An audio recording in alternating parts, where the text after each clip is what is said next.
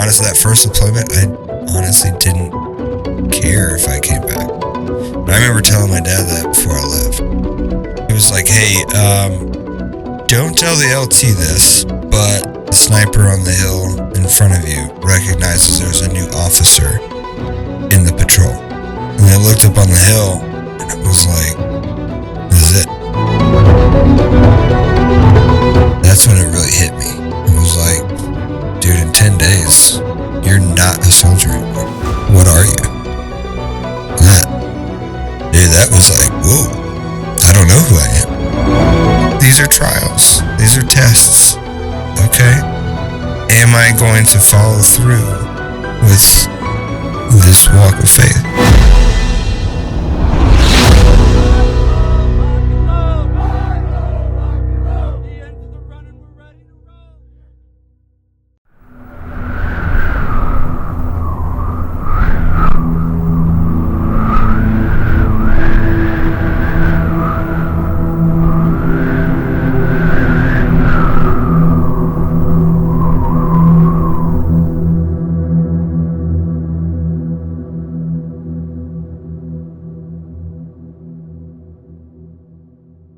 Chris Loschiavo, thanks for being here, man. Hey, thanks for having me. I appreciate it. Let me just go ahead and introduce you so everybody knows, who they're hearing from, and, okay. And we'll just kind of get into it from there. Yeah. All right. So Chris Loschiavo, you were born in Sacramento, California in 1982, and you were saved at the age of 6 and baptized at the age of 12. Mm-hmm. In 2005, you commissioned as a second lieutenant in the U.S. Army, initially serving as a 92 Alpha, a quartermaster officer, before transferring to the engineer regiment in 2009. You deployed to Afghanistan in 2007 to 2008, 2009 to 2010, and 2012 to 2013. Mm-hmm. You retired out of the 82nd Airborne in 2025 as a lieutenant colonel and opened Blue Suede Barbecue, which is a food truck based in Aberdeen, North Carolina. Mm-hmm.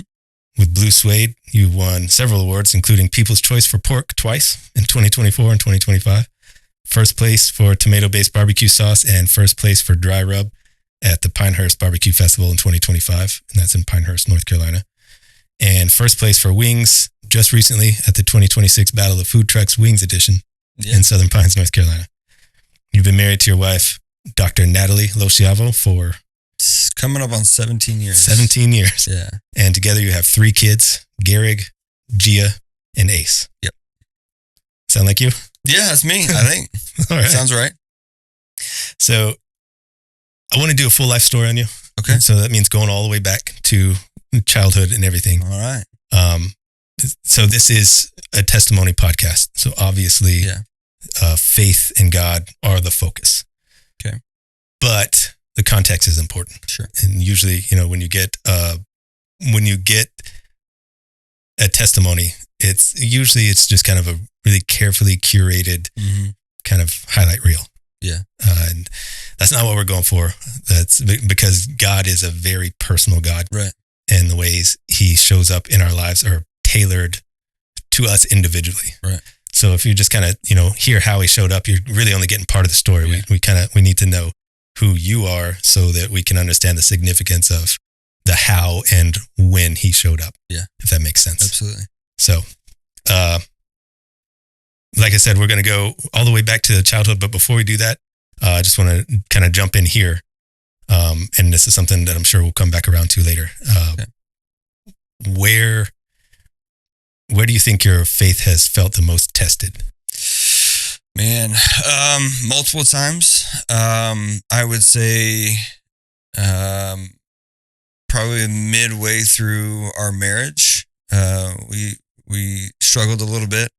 Obviously during some moments during deployments, right? That's when, not that you necessarily question things, but you're walking with no vision, right? Like you're just stepping out there. And then I would say like most recently it would be like my decision to retire from the Army without necessarily knowing why he wanted me to retire and open a food truck. Like that doesn't make sense, right? So I would say there are moments along the way, right? It's not just one or two. It's kind of like every critical juncture, personally and professionally, and sometimes I didn't always recognize that it was like a moment of faith necessarily, but having that foundation from such a young age, from my parents and particularly my mom, I think that maybe even subconsciously, you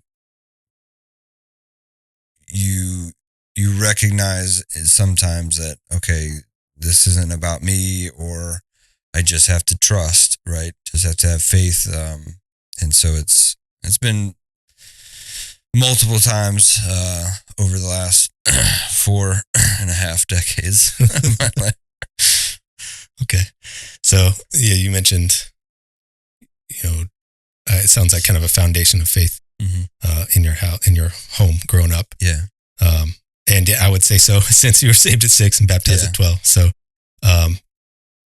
can you just take me back to childhood? Sure. Yeah. So we moved around a lot when I was a kid. Like, I was born in Sacramento. We moved to Memphis when I was 2 months old, moved to Texas, lived, I think, 3 different places in Texas, moved to Chicago, lived a couple places in Chicago, and then back to Memphis by the time I was 9. My dad traveled a lot, and he, at that point in my life, probably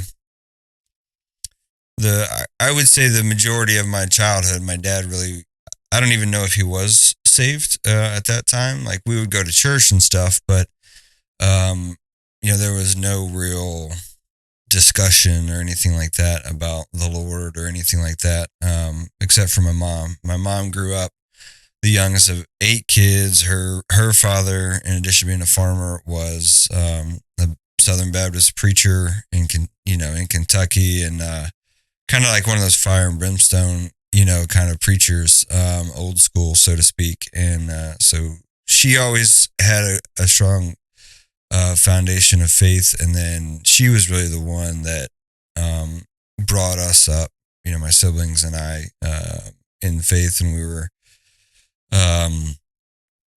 one of those families that, Sunday morning, Wednesday night, you're at church, and so it really started there with my mom. And then I would say with my dad, I don't remember, he got saved at some point in my life. I don't remember when, but I definitely saw, as he got older and as I got older and maybe a little bit wiser, I could see the effect of his faith in the Lord in his life too, up until the end. So, yeah. So, moved to Memphis when you were 9. 9? Mm-hmm. 9 years old? 9 years old, yeah. Okay. I thought you said 9 months for some reason. Oh, no, when we left California, I was 2 months old. Oh, you're 2 months old. Okay. So what was that like growing up in Memphis? Like I said, I was born and raised in Nashville. It's not the same as Memphis. No, no. If you remember that show, 48 Hours? I do. So for a long time, it was filmed exclusively in Memphis. Oh, wow. Yeah. Not the part of Memphis where I lived, but it was filmed in Memphis. And so back then in the 90s, it's better now. Memphis, I think, is better now than it was then. I didn't really like it back then, just because I was a kid, right? Mm-hmm.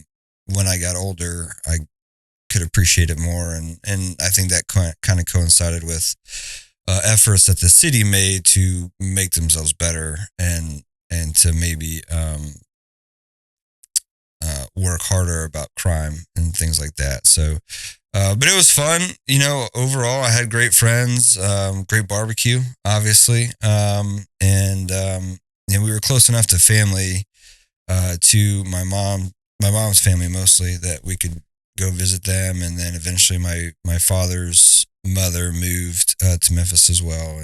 And so it, pretty normal childhood, played sports and, Boy Scouts, Cub Scouts first, Boy Scouts, and all those things. So, do you think doing things like Boy Scouts, Cub Scouts, Boy Scouts, did that kind of set the stage for you? Like, did you kind of already know what you wanted to do with your life, or what did you want to be, I guess? No, I had no idea. When I went to college, I didn't know what I wanted to do. I initially was going to do like marketing because I didn't know what else. Sure, I'll do marketing or something. But then I kind of went into landscape architecture. I always loved to draw. I was really artistic, growing up, and so uh, the design aspect of landscape architecture was really interesting to me. And so before, I think it was, I don't remember if it was before my freshman year of college or after, in that summer between freshman and sophomore year, I started working a landscape construction job uh, during the summer and winter breaks there in Memphis. And I really love that, getting your hands dirty and taking sometimes a blank space and creating something out of it, or repurposing a space for something else. I really loved that. But then 9/11 happened when I was a sophomore, and that changed everything. For for everybody really, but for me in particularly, um, I don't know if you remember this, but Band of Brothers came out. It premiered on September 9th of 2001. And I only remember that because it was 2 days before. It was 2 days before the attacks happened. And so I was like, well, this is my call. I come from a long line of service members on both sides of my family. And so because I really wasn't committed to making a life as a landscape architect. I just felt like, hey, this is my time, And so September 12th, there just happened to be a Marine recruiter in the student union there at Mississippi State. And man, I must have walked past him, I don't know, it felt like 100 times, right? And you just have this voice like, go talk to him, go talk to him. No, I can't do it, So I did. I went and talked to him, and at that time, the Marines have the best commercials. They have the best uniforms, and so I was like, all right, this is it. It's the Marine Corps or nothing. So I signed up with them to be there as part of their what's it called, officer candidate program, right? So we didn't have naval ROTC at Mississippi State. We had Army and Air Force. So I had a different opportunity, and so essentially, through a recruiting station that was based out of Tuscaloosa, Alabama, I had a recruiter, and the intent was I would go to either one extended summer session for OCS or go to two different summer ones, shorter ones, and then commission in the Marine Corps.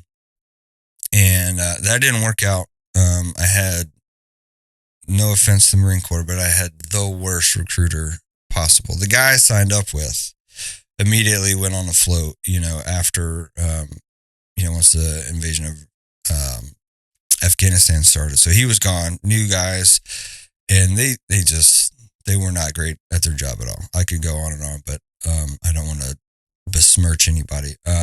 So fast forward to say March, April timeframe of 2003, the Iraq War has started. I'm a junior, finishing up my junior year. I was actually in a pretty low place. That year was a really just rough year, mentally and emotionally for different reasons. But I'm watching the Iraq War on TV, and I'm like, man, there's a whole lot of Army doing stuff. I don't see too many Marines doing these things, not that they weren't there, but I was like, maybe I need to change and switch over. Because at the end of the day, like, I just want to serve. Like, that was it. I didn't care how. I didn't care. I didn't want to do Air Force. I didn't want to do the Navy. And so I went and I talked to their ROTC program, and they're like, well, I'd already had a contract with the Marine Corps, and I had, sworn in, and all that. So I had to get a status check on that. And so I called my recruiter, and because I was supposed to go, this was the beginning of May now, 2003, and I was supposed to go that summer to OCS, which I hadn't yet done before because they didn't turn my packet in time, right? the previous year. And so I call him up and I was like, hey, what's going on? Where are we at? And he's like, oh yeah, we didn't get your packet turned in time. So, you just go next year. And I was like, man, okay, what's the status of my contract? Like, oh yeah, that got voided when you didn't go last year. It's like, I've been dealing with you guys for this whole school year without a valid contract. Oh yeah, don't worry about it. We'll just redo it. It's not a problem. I said, okay, so I'm not actually contractually obligated to you guys right now. Oh yeah, we'll just redo it. I said, well, don't worry about it. I'm going to join the Army. Oh, don't do that, man. The Army is a bunch of blankety blank blank. He just started dogging the Army. And so I said, hey, Gunny, stop. Like, you telling me how bad the other guy is doesn't make you look any better.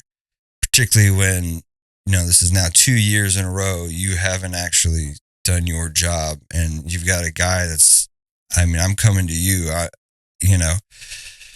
So he said, well, hold on a minute. He's like, let me check something. Can I call you back in 30 minutes? I said, yeah. I said, is this a good number? Like, yep, same number I've had the whole 2 years I've been with you guys. Yeah, good number. So that was a Monday afternoon at like 4:00. He didn't call me back till Thursday morning. So Tuesday morning, 9:00, I was in Army ROTC signing the contract with them. And, then, the rest is history, so to speak. So what you mentioned, you came from a long line of service members. What's that? Mm-hmm. What's that kind of, I guess, heritage look like? Yeah. So as far back as I know, right. So my father's father was a bomber pilot during World War II. Oh wow. And I don't actually think he made it over to the European theater, but he did. He trained. I know that he trained pilots here. My father was drafted into the Air Force in Vietnam. He didn't make it to Vietnam, thankfully. And then different uncles and aunts and cousins have all served in, I think every branch. Yeah, every branch of the service. So we come from a long line of service members. That's very cool, man. Yeah.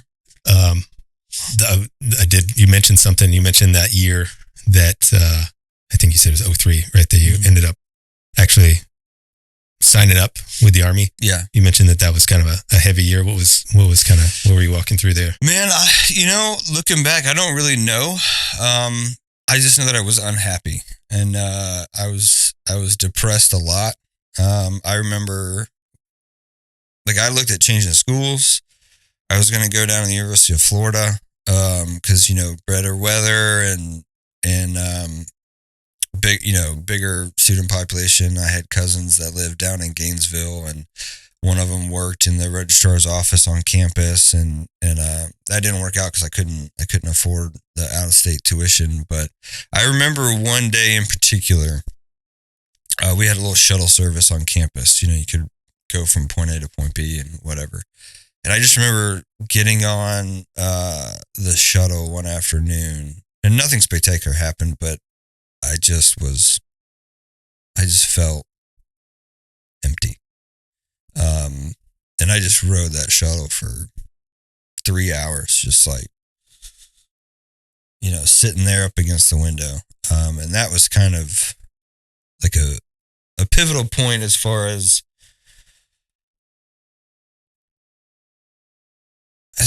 like realizing that something's not right. I'd already been saved, I've been baptized, but I'll be honest, when I was in college, I was enjoying the college life. I'm not necessarily proud of that, but I wasn't doing too much crazy stuff, but I wasn't living my faith. That part I knew.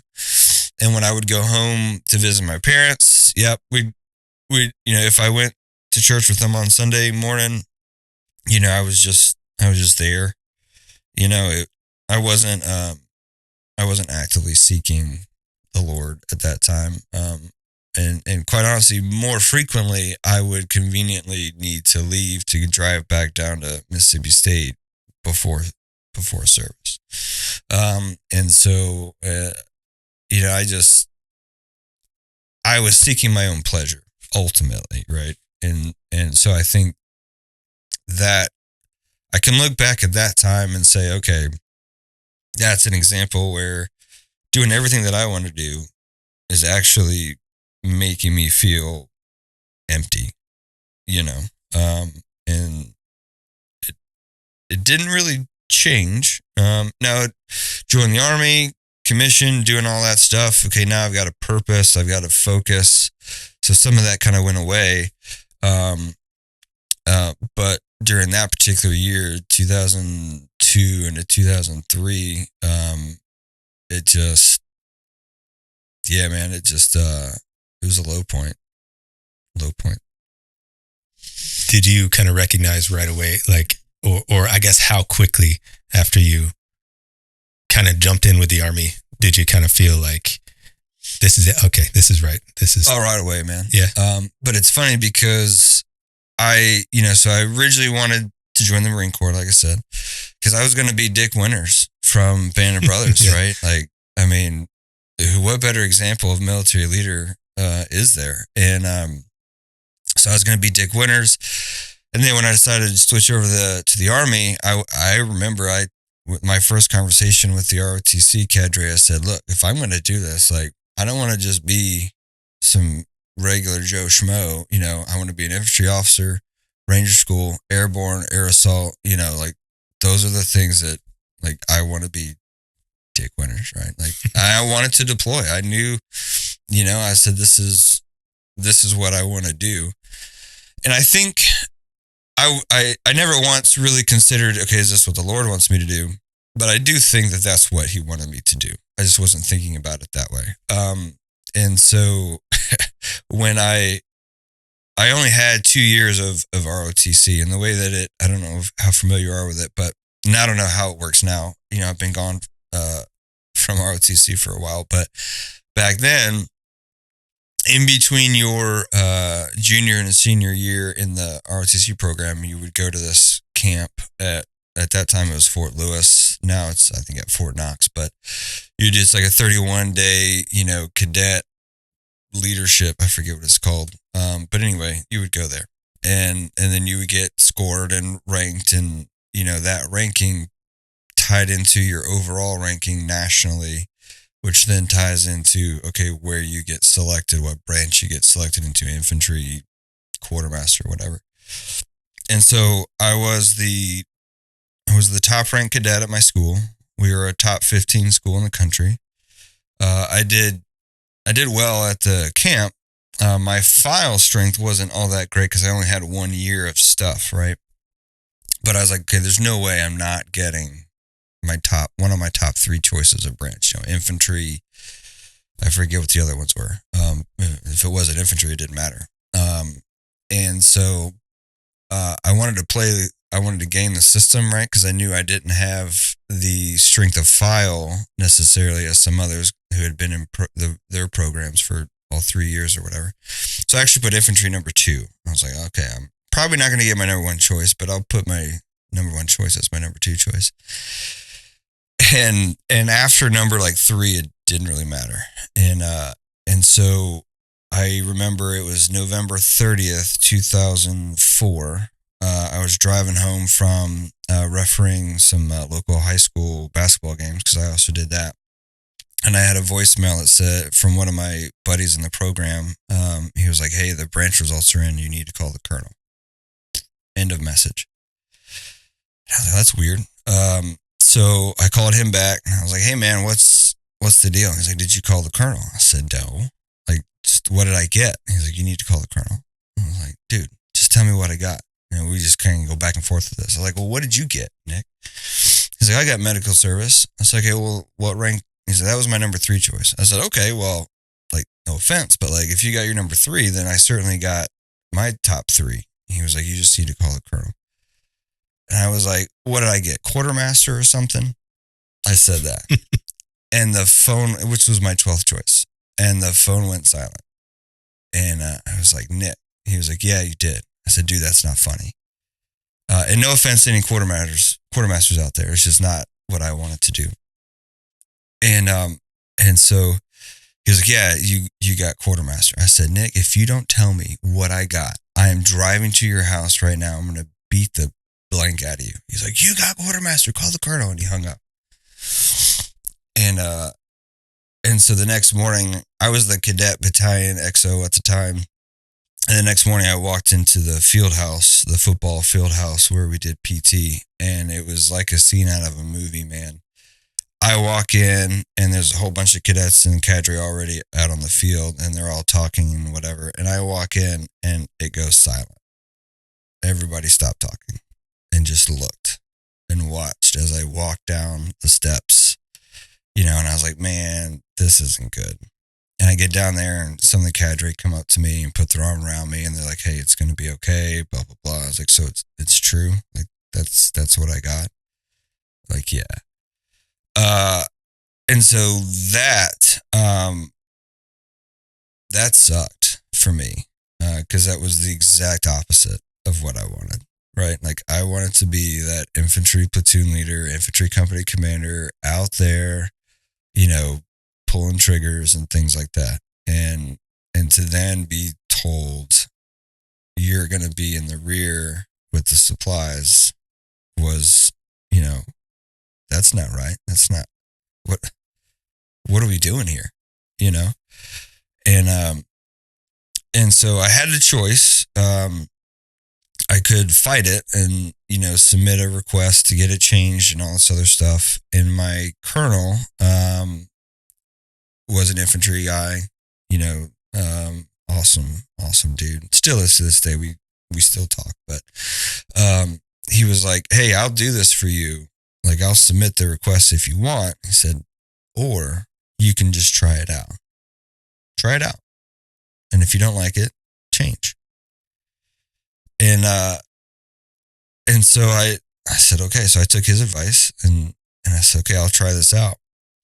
And I can honestly say that if I hadn't been branch quartermaster, I would not have become an engineer and I would not have had the career that I did have, So in hindsight, I can look back and say, okay, Lord, you knew what you were doing. You just didn't tell me. For some reason you could have just sent me an email or something and been like, hey, Chris, check this out. Here's what I'm going to do for you. And here's why. But he didn't do that, of course. But again, I can look back and see his hand in it. And,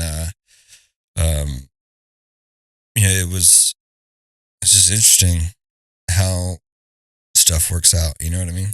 I probably wouldn't have, I don't think anything would be the same if I had gotten what I wanted. And quite honestly, I think had I gotten what I wanted, I'm pretty sure I wouldn't be here today. Right? Like at that time, you look at what was going on. So I graduated 2005. And obviously the war in Iraq is raging. Afghanistan is still there, although most of the country had forgotten about it by then. But I do believe that had I gotten what I wanted and I'd been an infantry officer, I probably would have not made it back from one of those deployments. You know what I mean? So, sometimes, it's like, be careful what you ask for. You just might get it. You know what I mean? Which has come true in other instances in my career since then. So it's been interesting, man. How long do you think it took you to kind of realize that it was a good thing? Oh, a long time. A long time, because so when I came in, we were still wearing BDUs, so you had your branch insignia on your uniform, and I was ashamed, right? Like, and again, this is no disrespect to the logistics field in the Army. It's incredible if it's what you want to do. And so I spent a lot of time being mad about it. Like I said, being ashamed, right? Or embarrassed. That's a better word. I was embarrassed, right? And so a lot of my friends that I made, so my first duty assignment was here in the 82nd. And so a lot of my friends were, infantry guys, cavalry guys. The two roommates that I eventually got here, one was, One was an armor officer, the other was an engineer. One of them's going to sapper school, the other one's going to ranger school. Like they're living the career that I'm supposed to have. So it took me a long time, probably a good 6 to 8 years before I could look back and objectively say, okay, the opportunities that came from what I thought was a mistake have actually been good for me. And like I said, it led me to being an engineer officer, which makes no sense, but it was, I guess I'll just start all the way back. So I got to, I reported to the 82nd with one of my buddies from my officer basic course out of Fort Lee, Virginia. So there were 10 of us in our class that were coming here to the 82nd. Only 2 of us were already airborne qualified. So we came first while the rest of the guys went to airborne school. So we in process together. We got assigned to the same battalion. And so we reported to the S1 together, and he was like, all right, I got 1 spot in the rigger company and 1 spot in fuel and water. Who wants what? Like, well, we both want rigger. He's like, all right, Chris, call it coin toss. Just like that. Heads it is. What do you want? And I look over at Matt, my buddy, and he was like, just take it, man. Just take it. I said, I'll take the rigger company. So that was a cool experience. And honestly, if I could have stayed as a rigger officer, I probably would have not changed my branch. But what that meant is we ain't deploying. There were rigger detachments that went to Bagram and Kandahar, and well, not Kandahar at that time, but Bagram and in Iraq and places like that. But they were always small detachments, and they were headed up usually by a warrant officer, right? So that meant I spent year and a half, close to 2 years back here. And in late 2006, when the surge was getting ready to happen in Iraq, like everybody's leaving. All of my friends are leaving. Both roommates are deploying. And literally every one of my friends deployed except for me. And I was even a by name request from 1 or 2 other battalion commanders, different battalions that were leaving, for me to go with them. And my chain of command here wouldn't let me go. And so, man, I was bitter again, right? Like, okay, now you individually are denying me what I'm supposed to do and what I want to do. I mean, it's the whole purpose of joining the Army while you're at war, right? Is to deploy. And so, but then finally, I got a phone call from my company commander, and in late April of 2007, he was like, "Hey, actually, I called him because one of my buddies had just redeployed, and he wanted me to strap hang on one of their jumps with him, right? So I called my commander, and he was like, yeah, you can do that tomorrow. Oh, by the way, you're deploying in 2 weeks." I was like, what? He's like, yeah, and you got to take 10 dudes from the battalion and the command sergeant major with you.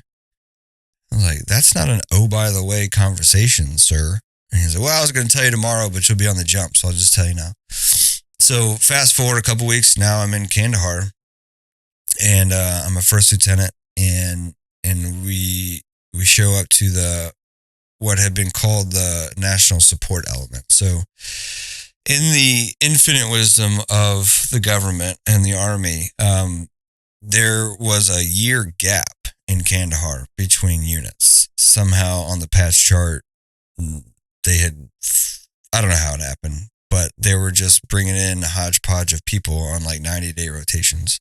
So this was supposed to be a 90-day rotation for me, even though my order said, up to 365.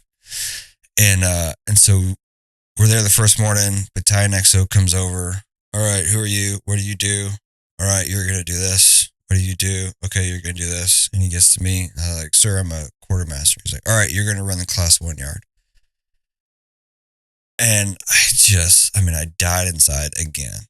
And I was like, sir, I've only been a regular platoon leader. So even in my field, I'm pretty inexperienced. He's like, yeah, it doesn't matter.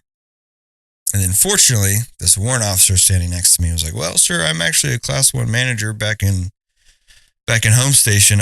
If you don't mind, I'd rather do that. And he was like, okay, that makes sense. So then I just got hayed to be the battalion S1, S4 public affairs officer and the U.S. rep to NATO for food and laundry services on Kandahar. Right. This was like mid 2007. The U.S. had just transferred over control of Kandahar Air Base to NATO. And so KBR was getting phased out, and then Supreme was coming in to run the defects and the laundry and all that kind of stuff. And so each host nation in Kandahar, so it was the U.S., the Brits, the Canadians, the Dutch, and somebody else. The Aussies, right? So they all had to have a rep to NATO. And so I got hayed to be that guy, which is funny because the U.S. had the largest contingent by far because we also supported the Romanians and somebody else, so another country on Kandahar. But we had the youngest person, the lowest ranking person, me, out of the 5 nations. So I did that. And, it was okay. I learned a lot. Stuff I didn't necessarily care to learn, but it was a good experience. And then I told you it was going to be a 90-day rotation. So like day 85, I'm packing up my tough box. I'm getting ready to go. The rest of the group that, in our little group was getting ready to go. And I get called up to the brigade headquarters, which was the national command element. And it was also a hodgepodge of people brought in. And I report to the deputy commander, Lieutenant Colonel. I didn't know him from Adam. And he was like, hey, Lieutenant, you're going to be extended indefinitely, and you're going to be the brigade engineer. It's like, sir, I'm not an engineer. He's like, yeah, it doesn't matter. I said, sir, isn't that a major's billet? He's like, yep. And I'm like looking down at my uniform, I'm like, sir, I'm a first lieutenant. He says, yeah, it doesn't matter. Sir, I don't have an engineer degree. Doesn't matter, Lieutenant. And I just kind of sit there. I was like, well, what am I supposed to do? What do I do? He's like, I don't know. Figure it out. Okay, sir. Where do I start? I don't know. Figure it out. Sir, are there any meetings I'm supposed to be going to? Like battle rhythm stuff? I don't know, Lieutenant. Figure it out. I said, okay, sir, is there anybody else and before I can finish, he just goes, GD, Lieutenant, you're a United States Army officer. Quit asking questions and go figure it the blank out. And so I stood up, saluted, I walked out, and the provisional Brigade S3 is standing out there laughing. And Major Brown was his name. And so he pulls me over. He's like, all right, Chris, let me help you out. And here's what you need to do. Go do this, blah, blah, blah. And I said, sir, aren't you an engineer? He said, yeah. I said, and you're a major, right? Yep. I said, no, okay, don't take this the wrong way, sir, but why don't you do this job? He's like, oh, no, man, I got to go back to my real brigade. We're just here temporarily. And so that was it. I had no staff, obviously no experience, no clue what I was doing. And that lieutenant colonel was in my stuff every single day. So now I've gone from representing the United States for food and laundry to NATO to now I am the U.S. base engineer for Kandahar, the RC South, U.S. RC South engineer, the second major's billet, and the task force engineer, right? So literally 2 majors and a captain's job and 1 quartermaster lieutenant doing it, right? Dude, I was clueless. And I still wasn't, I wasn't like seeking the Lord at that time either, right? My days consisted of, waking up, pounding a Gatorade protein shake, hitting the gym, upper body only, of course. Coming back, another protein shake and doing work, right? And then hanging out on the boardwalk there on Kandahar and getting some Timmy Hortons coffee. But that lieutenant colonel was in my junk every day. Every meeting that I had, I was in charge of KBR now, and all this stuff. And I remember it got so bad that I avoided seeing this guy as often as I could, but I didn't have a choice. And we lived in the same building there on Kandahar, like 2 rooms down from each other. So I could not ever get away from this guy. And it just my anxiety just was constantly building, right? And so one night, while I was there, I'd asked my parents to send me a guitar. I was like, well, I'm going to be here for a while. I might as well just learn to play guitar. So I was outside the hooch, just horribly picking at this guitar and smoking a cigar. And Colonel Parker, that's who it was. He comes out. He was a chain smoker. And so he comes out with his big old pack of Marlboro Reds. And I was just like, I can't get away from this guy. I just want to relax, as much as you can, downrange. So we just started talking. And he told me a little bit more about himself. He had wanted to be an infantry officer. He got Brent, and he was an infantry officer initially. And then at some point when he was a lieutenant, somebody told him that it was the quartermasters that run the golf courses on base. I don't know who would say that, but so he changed to he switched over to be a quartermaster because he wanted to run the golf courses on base. Surprise, that's not how it works. And it was weird, man. So we connected a little bit then, right? He learned a little bit about me and I learned about him, and it was weird. From that point on, it's like he trusted me, and so he stopped coming to some of the meetings. He started letting me make the decisions that I'm supposed to be making. And then I was able to actually start to enjoy the job, right? And I still didn't know when I was going to go home. He told me in that first meeting when I asked him, okay, well, how long am I getting extended for? He's like, what do your orders say? I was like, not to exceed 365. He's like, well, then I would plan on that. It's like, it's supposed to be 90 days. Now I'm a year? I'm like, oh, crap. But in that capacity, this is ultimately where I was going with the story anyway, of why me being a quartermaster meant that I became an engineer, is that the first brigade meeting that I'm at, right? I'm the only non-field grade officer in the room. It's a bunch of majors, some lieutenant colonels, the brigade commander, my CSM from back home, who came over with me. He was now the acting brigade CSM, and then other staff folks. And so my slide comes up. I've never seen it before. I don't even know what half the words are on there and the acronyms because I'm not an engineer. And so the colonel sends me out to one of our FOBs to go find out what's going on with these 15 B&Ms. I don't know what a B&M is. I do now. Brick and mortar, right? Brick and mortar buildings.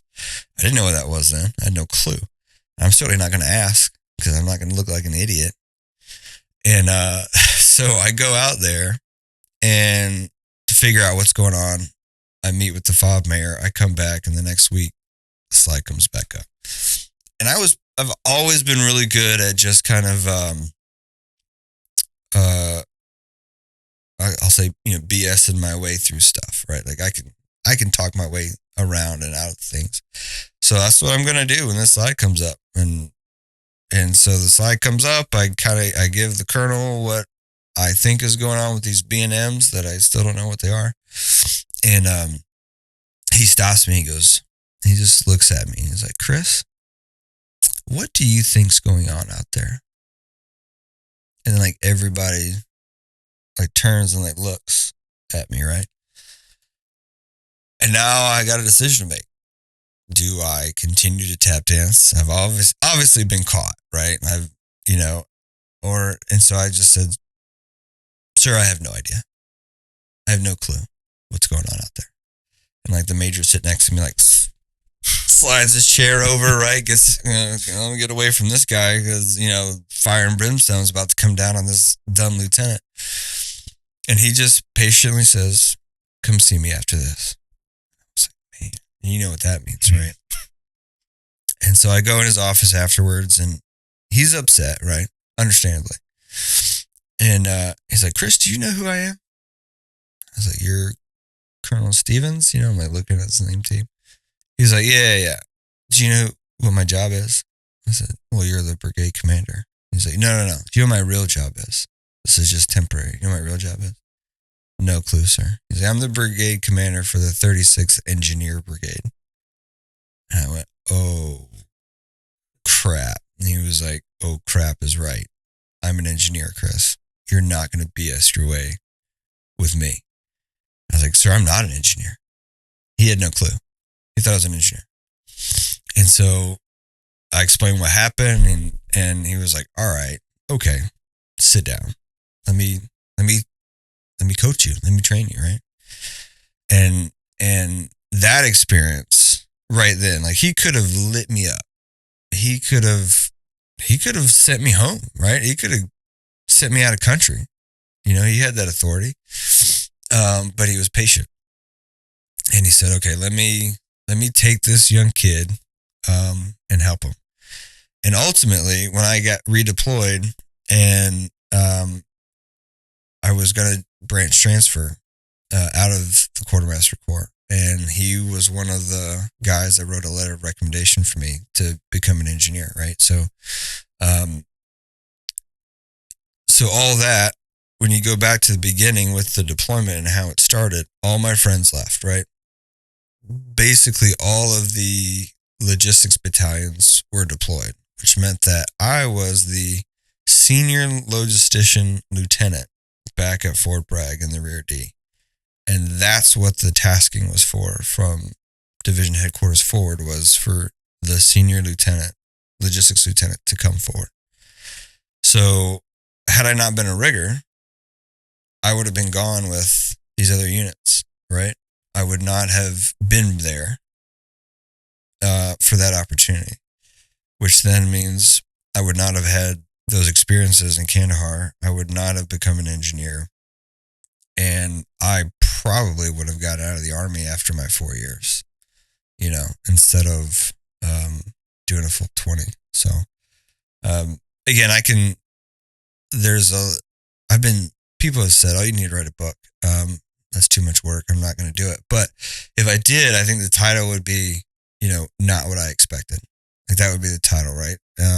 Both for my life and my career. And now that I'm older and I'm seeking the Lord more and listening to the Holy Spirit more and hearing him more, I can look back on those things and say, okay, all right, he knew what he was doing, because of whatever his plan is for the long run. I don't know if that answer your question or it leads to more questions or what, but it definitely answers it. That's funny. It kind of reminds me, like, I want to say it was the Greeks, but like the coin toss was initially, I think you probably know this, but it was initially a thing that people kind of devised to trick the gods. Like, well, we'll just leave it up to the gods. Yeah. And it's just kind of funny that I didn't know that. Oh, okay. Well, yeah. So it's kind of funny that the trajectory of your career literally came down to a coin toss. A coin toss, man. As a brand new lieutenant, came down to a coin toss. Yeah. That's pretty interesting. But you always got to pick heads. It's always heads, man. It's always heads. So you redeployed, you came back. So it sounds like you kind of fell in love with the job a little bit after getting some coaching. Like, yeah. So I guess before we get there, what were you kind of thinking when you got all this stuff? You know, you're tasked with all this stuff. You literally don't even know what the words are. Like, I mean, what were you thinking? You know, there's a lot of uncertainty there. You know, you don't even know when you're going back home. You don't know the job. You don't know the people. You have no idea what you're supposed to do. Yeah. Great question. And at that time, I didn't know, right? It was just, I'll figure it out. I'm a paratrooper, right? Like, I just need mission and end state. I'll figure out the rest. And that's kind of what I did, right? Like, I sought out the people that did know what was going on. And in particularly some of the KBR contractors, like some of the leadership there in Kandahar were very helpful, in that aspect of it. Cause it wasn't just the, KBR that I was in charge of. It was everything from, what is now RC South and Southwest, but it was just one at that time. So all the way, the whole like southern half of the country. And then, you know, I had made friends with our chaplain, but more so like in he was just a good dude and, you know, happy. He was always happy, right? Always seemed kind of joyful. So you just kind of naturally gravitate towards that. It wasn't like I was consciously going, I'm going to better myself spiritually and be with the chaplain. It wasn't like that, unfortunately. But I think, it was just trying to do the best, right? Like, I'm a perfectionist, to a really bad fault. And so I was like, well, okay, this is my new mission, right? And I'll just figure it out.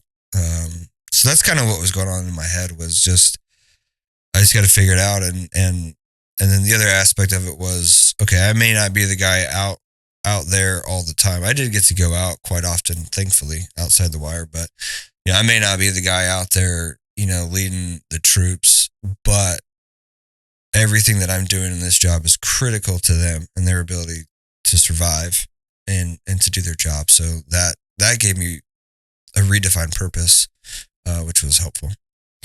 That's funny. That's a good point. It's because from what I'm hearing, it just comes down to humility. Kind of humbled yourself a little bit, and then you find the satisfaction in where you are, if that makes sense. Which is a thing that's just it's hammered over and over again throughout the Bible. Yeah, you know, like, just be happy where you are. You know, like, I put you here for a reason. You know? So that's very cool. So, okay, you redeploy. You've decided to change branches. Mm-hmm. You're a branch engineer now. Where do you kind of pick up from there? Yeah, so when I got back, it was just a couple months, and I got picked up to work for the chief of staff for the division, and that was again another opportunity that I really didn't have any type of experience in doing, but I saw it as an opportunity to just surround myself with that level of leadership that I can glean from, right? Yeah, it's a bunch of staff work and it's boring as far as like spreadsheets and meetings and briefings and stuff, but it was an opportunity again to, you know, I was a brand new captain, just promoted. You know, at that point, like, you don't really get to hear the discussions that are had by the commanding general or the brigade commanders and that level of leadership. So I saw it as an opportunity for that. And so I still wanted to become an infantry officer. And so I was looking at it and I was like, okay, I'm going to branch transfer infantry. But then I don't know where the thought came from, but I said, man, I'm a little behind my peers, you know, in that regard. I was never a rifle platoon leader, rifle company XO.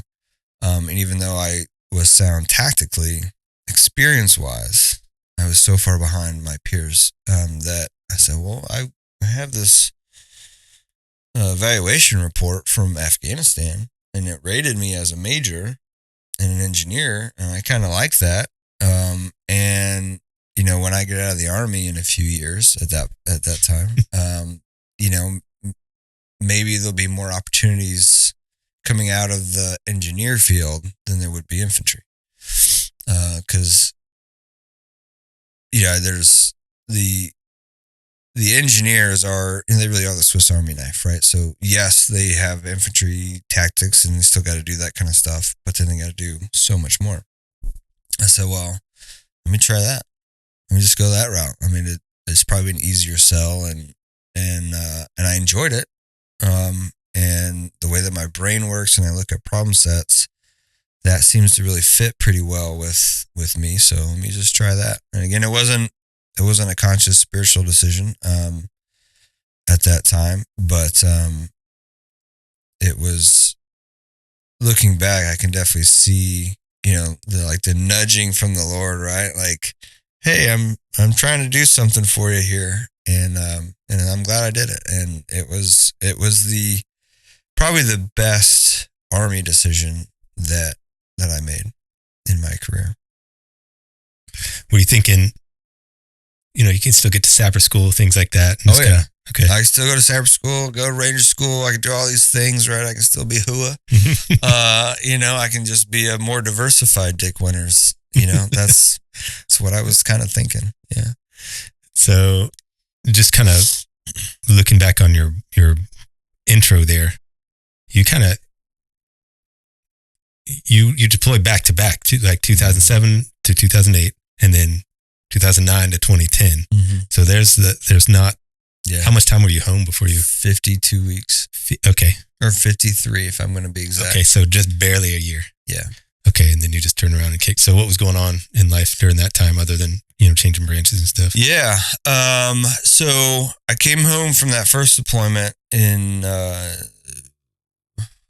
summer of 08, and the rest of my friends came back that same time. And so we were all single, newly redeployed, just had a big stockpile in the bank account from deployment money, and we're going to have fun. And we did. We had a great, I call it the lost summer of 08. It was awesome. We went to the beach like every other weekend, went to so many concerts, and just had a great time developing relationships with these guys who are still my closest friends to this day.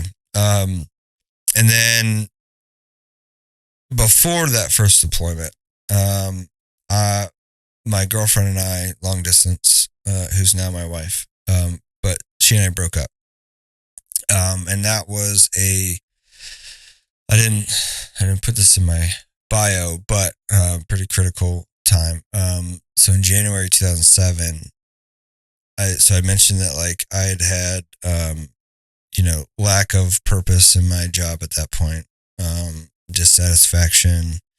I was really bad with my money at that time. So kind of like as a single lieutenant, I was living paycheck to paycheck. Real smart. I had 2 cars, 2 car payments, a mortgage. Was one of them a Mustang? Yep. Really? Yep. Yes, it was. I had an F-150, and then I had a Mustang. And I was lonely, right? Like all my friends were gone, all of them. And so and then this bad breakup with my girlfriend, and so in January of 2007, I almost killed myself. I sat with after being Italian, I had a bottle of red wine, and pretty much polished that off, and was just allowing myself to, and I consciously knew at that time that I had not been living my faith, and I had been, the more times that you not just sin, but the more times that you push off the voice of the Holy Spirit, like the easier it gets and the harder your heart gets, right? So I've been doing that since college. And so by the time she and I broke up, that was just kind of it, right? And so one night I was sitting in my condo there in Fayetteville and finished off a bottle of red wine, I don't know why I chose wine instead of something else. I just had it, and I kept a loaded Glock 19 at my house as a home protector. And I just said, I'm done. This is it. So I went and got the pistol, came back, sat down, and had it in my hand, looking at it, and then I started thinking about, somewhat morbidly, I was like, man, it's gonna suck for whoever's got to clean this up. Like, this is gonna be gross, And then I started thinking about my parents, and then started thinking about family and friends that would have to deal with that if I went through with it. So then you're like crying and all this kind of stuff. And I told you I hadn't been reading the Bible, I hadn't gone to church, none of this stuff for several years. And in the midst of all that, I just looked up over there. Over there was my kitchen, and I had a little breakfast bar. And I looked up over there, don't know why, but I looked up over there, and my Bible's on the counter. I'm not saying it magically appeared. I'm not saying that. Obviously, I had to have put it there at some point, but it wasn't like I was reading it. To this day, I don't know why it was there. Other than I saw it, and I put the gun down, went and picked it up. I think I just went to that day's Psalm and Proverbs, right? And just like, and thankfully I haven't had those thoughts since, but so then I deployed, and I tell that story for a reason, right? So like it's probably my lowest point. But then I deploy, right? Purpose changes. I get to experience somewhat of what I wanted, come back. And so now in that summer of 2008, but I was still thinking about my girlfriend, right? And at some point, I think during that deployment, shortly before I came back, I saw online, I think it was MySpace at that point. Yeah. Google that, kids. I think it was either Facebook or MySpace, but I saw that she had gotten engaged, obviously to somebody else. Yeah. And seeing that was like, whoa, hold on a minute. Like, I know we're not together and we haven't talked in 2 years or whatever, or whatever it was. I said, hold on. It just made me pause. And so then going through that summer with my friends, having a good time and, meeting, dating some girls here and there. And it just, nothing felt complete. And so long story short, I wrote her a letter, or an email, and, I just like confessed my love. You know what I mean? Like, I was like, hey, look, because in my head, I was going to be the guy that goes to the wedding uninvited. And when the pastor says, is there anyone here? I was going to be that dude that's like, yep, it's me. You can't marry this dude. Like, that was my plan. So she dumps him. She dumps the guy. I go out and see her again, and we got back together. So life-wise, I mean, it was this, man. Lowest of lows to the highest of highs in a very short period of time. And so then, but then I felt like, okay, things are finally starting to kind of come into place, right? Like, job-wise, okay, I'm really enjoying this now.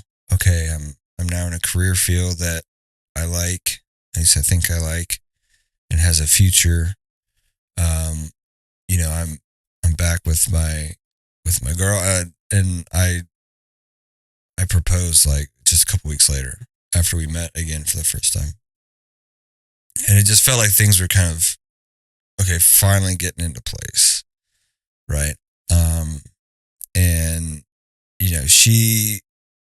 Natalie, has been a Christian. I don't know when she got saved, but she's been a Christian a long time. Her mom is incredible woman of faith. And we were able to have those kind of conversations back when we were dating the first time. We would have some of those kind of conversations, like biblical based conversations and things like that. And then as we got back together and decided to get married, I knew I was deploying again in just a couple of months. And that changes your perspective on everything, being a married man, like that it changes. And your priorities change. I still wanted to be that guy going outside the wire. I still wanted to do that. But I had a different perspective on what is my why. It wasn't so much for me anymore as it was for others, which is what it should have been from the get-go. But, some people are slower learners than others. I don't actually remember what your initial question was. Oh, no, you're good. So, so it sounds like both of you guys, even though you had kind of broken up before, that first deployment, it sounds like it definitely sounds like for you, it was one of those things where it's like, okay, we're broken up, but this isn't forever. Like, we'll come back together at some point. No, we didn't plan on that. Didn't. And the initial breakup, no, that was it. That was it. That was it, man. But it just, nobody else filled that space as much as she did. So then was it when you saw that she'd gotten engaged that it kind of clicked, like, oh, no, like. Yeah. Okay. Yeah. So much so, it's funny. At that time, there was a song that Garth Brooks came out with, More Than a Memory. And great song. And there's a point in the song where he talks about it was a lost love, and he had burned everything that she ever wrote, right? And so my best friend at that time was also going through a pretty significant breakup as well. And so he and I decided that next time we go to Carolina Beach, we're going to bring all of our stuff from our exes, and we're going to burn it all, right? Not out of hatred, but as like cleansing and moving on, right? We're going to burn it all, and we're going to have More Than a Memory playing, right? So we did that. We did it, man. We made a big bonfire and, pictures and letters and trinkets and whatever else. We burned everything, or so I thought. And it was after that is when I saw that she was engaged, and then kind of go from there. And then we got, so that was like October of 2008 when I sent her that email, right? And somewhat intending to break up her engagement. were you downrange? Didn't mean to interrupt. No, I was here in Fayetteville. Okay. And then so then we started talking again. I flew out to Washington State to see her for New Year's that year. And then she came down here like a week or two later to see me. And that's when I proposed. Because I was like, I got to lock this down, right? Like, I'm not going to mess this up again. And it's funny because, there used to be some regret for being broken up for 2 years or whatever it was. But I can genuinely look back and say, like, neither one of us, and we had talked in the first relationship, we had talked about getting married. I had asked her dad for permission already at that point, like in the summer of 2006 kind of time frame. And, but we can both look back and say neither one of us were actually ready. Mentally, personally, spiritually, like we weren't ready. So the breakup was actually needed. And so we got married in April of 2009. And I deployed 5 weeks later. So that was tough, but it was, you can, again, it's always in hindsight when you can see, not always, but frequently in hindsight when you can see what the Lord's doing and how he's moving.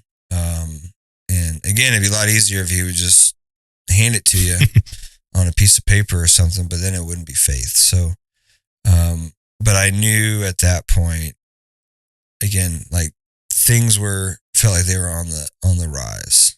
And again, it wasn't a conscious like faith decision.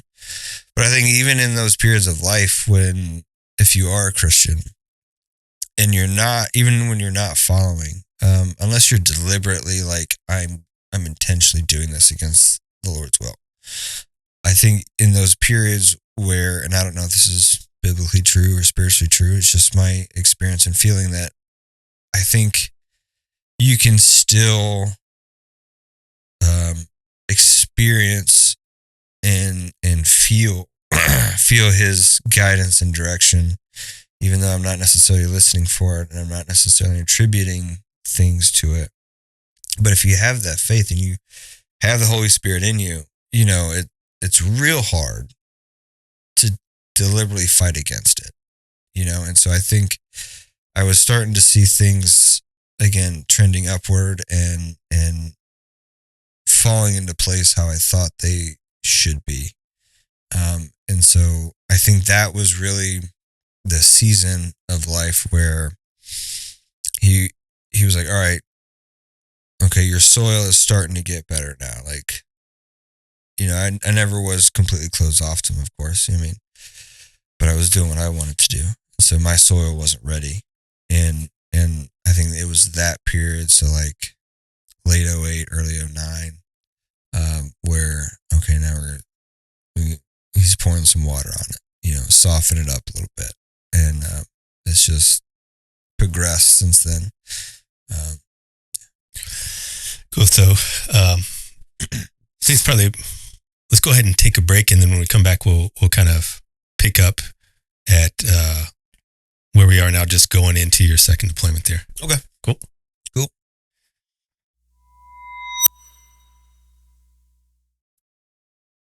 I want to take just a second to thank you for listening to The Rugged Path. We truly appreciate every person who listens. Now, if I can talk shop for just a second, I've got a favor to ask if you're getting anything out of any of these episodes, and that is to please subscribe on whatever platform you prefer and leave a review. Now, I know everyone asks that, so let me kind of give you a little peek behind the curtain in case you don't understand why everyone asks that. So everything's based on algorithms these days, right? Especially these social media platforms and podcast platforms and things like that. So the more subscriptions and reviews a podcast has, the more that algorithm decides that what that podcast is saying is relevant, and it will therefore push it out to a wider audience. So what that means is, as much work as we do on this end of things, really trying to put together stories that will impact people and bring other people to their faith, you can have just as much of an impact by just subscribing and leaving a review, just letting that algorithm know that what we're doing matters and is having an impact. You'll then push out to a wider audience, and more people will have an opportunity to hear the stories and come to Christ. So if you wouldn't mind doing that, we would greatly appreciate it. Either way, we greatly appreciate you listening, like I said. And if you personally just want to get a little bit more involved, go over to the website. It's theruggedpathpodcast.com and sign up for the newsletter. I'll send something out twice a month, every time there's an episode that releases. And there's just a little bit more extra stuff in there that you might enjoy. Either way, again, thank you sincerely for listening. And if any of these episodes have had an impact on you, or you think would help someone that you know, please share it with them. Okay? Let's get back to it.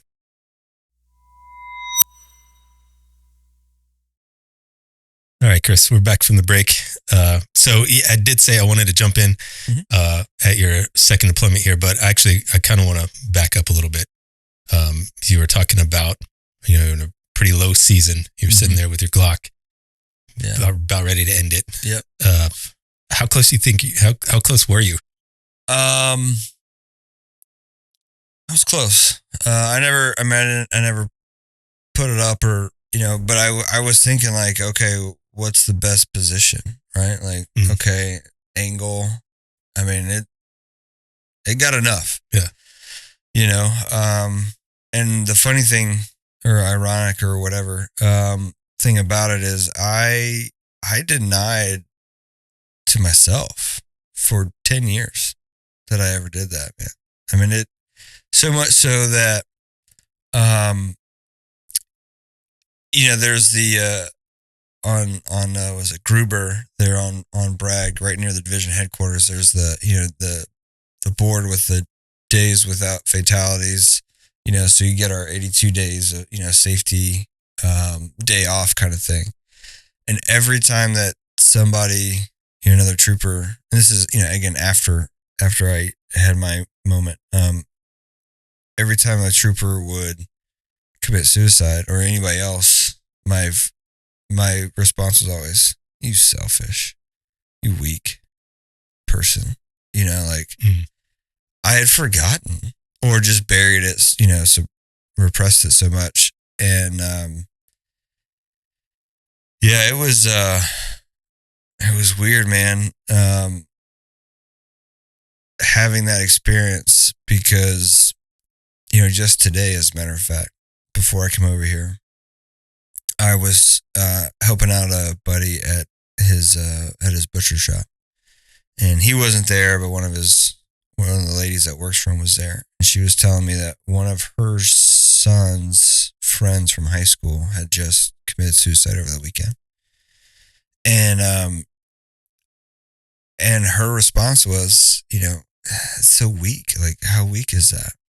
And I didn't say anything to her, but what I have come to realize since then, and since I was able to admit it and then kind of open up about it and talk about it, was that it sounds weak to I'll say a normal person, but unless you've been there, unless you've been through it, you're not going to understand it.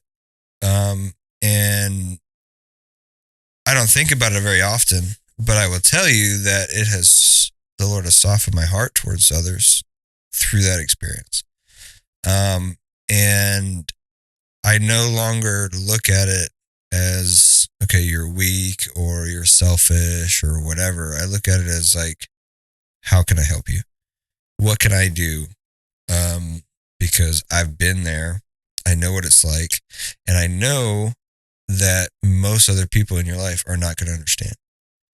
And so, yeah, it's just weird how he uses those things, in our life and in our own weaknesses for others, right? And that's something else that I've come to understand more so recently than anything else was, and I forget where I saw this. It may have been on Facebook of all places, but it was just a post that said, your talents and gifts are not meant for you. They're meant for others. And I was like, whoa, I never necessarily thought of it in that context, but I was talking to my son about this yesterday, and he's like, what good would Michael Jordan's talents have been if he never played a team sport? What good is, Gordon Ramsay's culinary skills if he doesn't cook for anybody? What good are our talents and gifts if we just keep them to ourselves? Kind of like salvation, right? Like, what good is it if we or our testimony, what good is it if we just keep it to ourselves? And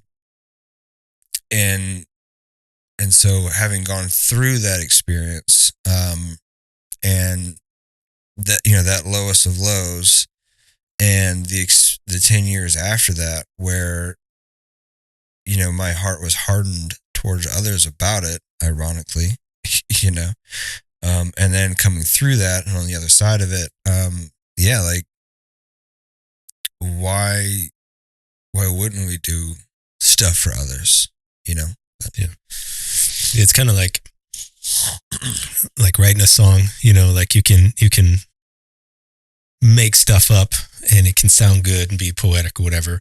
But when you're drawing from something you've actually walked through, it just hits different. Like it translates. So kind of in the same way, when you kind of walk through something tough in your life, then you can reach out to somebody else who's going through it, and they just know, like you can sense your own, you know what I mean? Right. So and it's I have family members that have lived a hard lives and struggled a lot.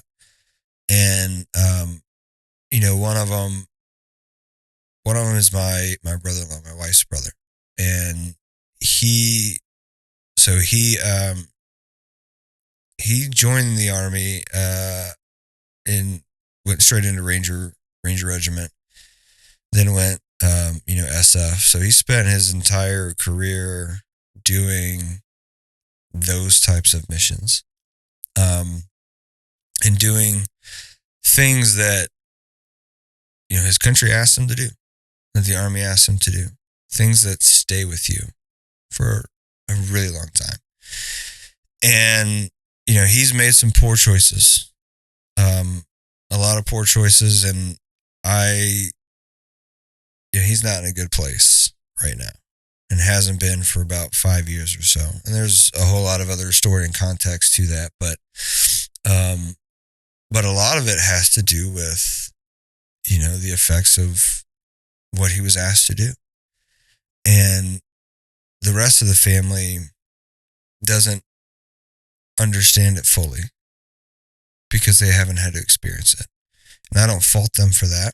I'm glad that they haven't had to experience it, right? Like, I'm glad that there are things that have changed about me from my deployments and my career that my wife or my kids or whatever haven't had to experience, and so they don't necessarily fully understand some things that maybe seem off or maybe aren't right or whatever about me or about her brother, who's also named Chris, by the way.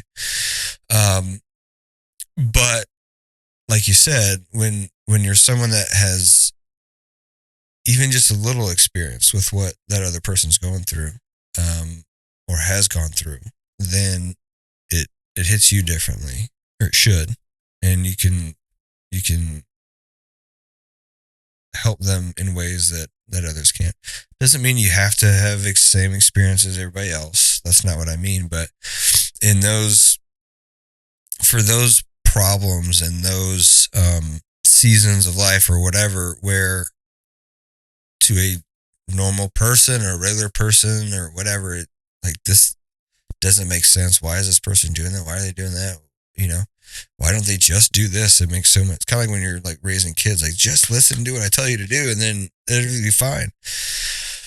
But that kid doesn't have that experience. And I'm now talking to myself. I'm literally, the Lord's like, hey, I'm putting these words in your mouth so that you'll remember tonight when your kids are bugging you. But like, they haven't lived that experience. And so they don't have that framework of understanding of, yeah, okay, if I just do what Dad says about this, then things will be great. Same thing is true with, folks that are struggling with mental health or struggling with suicidal ideations and thoughts and whatever. Is, if you haven't been there, and particularly in that category, if you haven't been to that point, I'm thankful for you that you haven't had to, but be real careful about judging, which is what I did for a really long time. Be real careful about judging, because you don't understand, and you don't know if you're going to be there one day. It doesn't take a lot,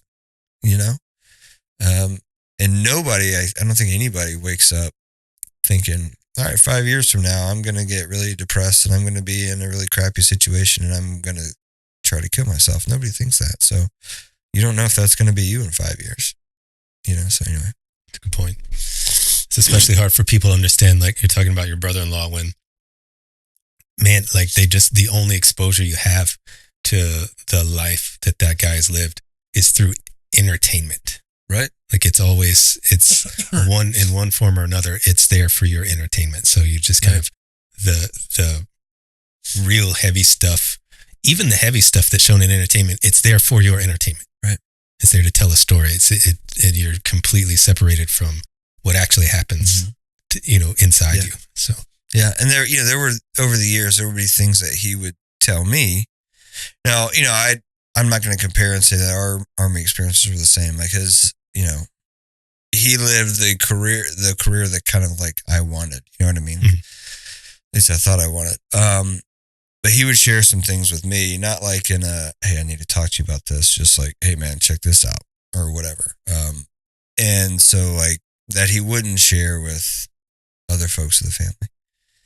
And I get that, because I haven't shared everything with my wife. I haven't shared everything with, you know, um, family and friends that I've gone through or saw or whatever, because I don't want to put that on you, right? I don't want to put that, particularly like for my wife, like I don't want to put that thought now in your mind of, oh man, my husband went through this. Like, I don't want to do that. Mm-hmm. I'll deal with it.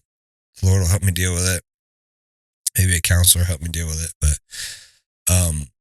and so I feel like I can relate a little bit more with him and to him than others. And so I hope that he gets to a point where his soil is soft enough. Right now it's probably like concrete. But I hope that through me, or that the Lord can use me to help in whatever capacity he wants me to, right? Like, it's not my job to save my brother-in-law. It's not my job to provide him salvation, but I can either be the guy with the watering can, I could be the guy with the hoe to break up the ground or whatever else, like whatever that capacity is that the Lord wants to use me. And I think that through my own experiences that I've mentioned, now I can be more open to him and to others, right? And then that will allow me to, in theory, be the tool that the right tool in the right capacity for whatever God's intent is, right? So I'm hopeful. So, and you don't have to answer this if you don't want to, but you mentioned, there's stuff that you haven't even shared with your wife. Mm-hmm. Can I press you on that? Like, can you get into one of those things? Or like I said, you don't have to answer if you don't want to. No.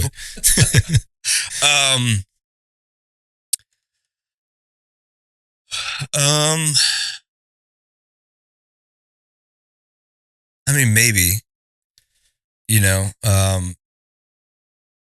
I think I did eventually tell my wife one of the things, but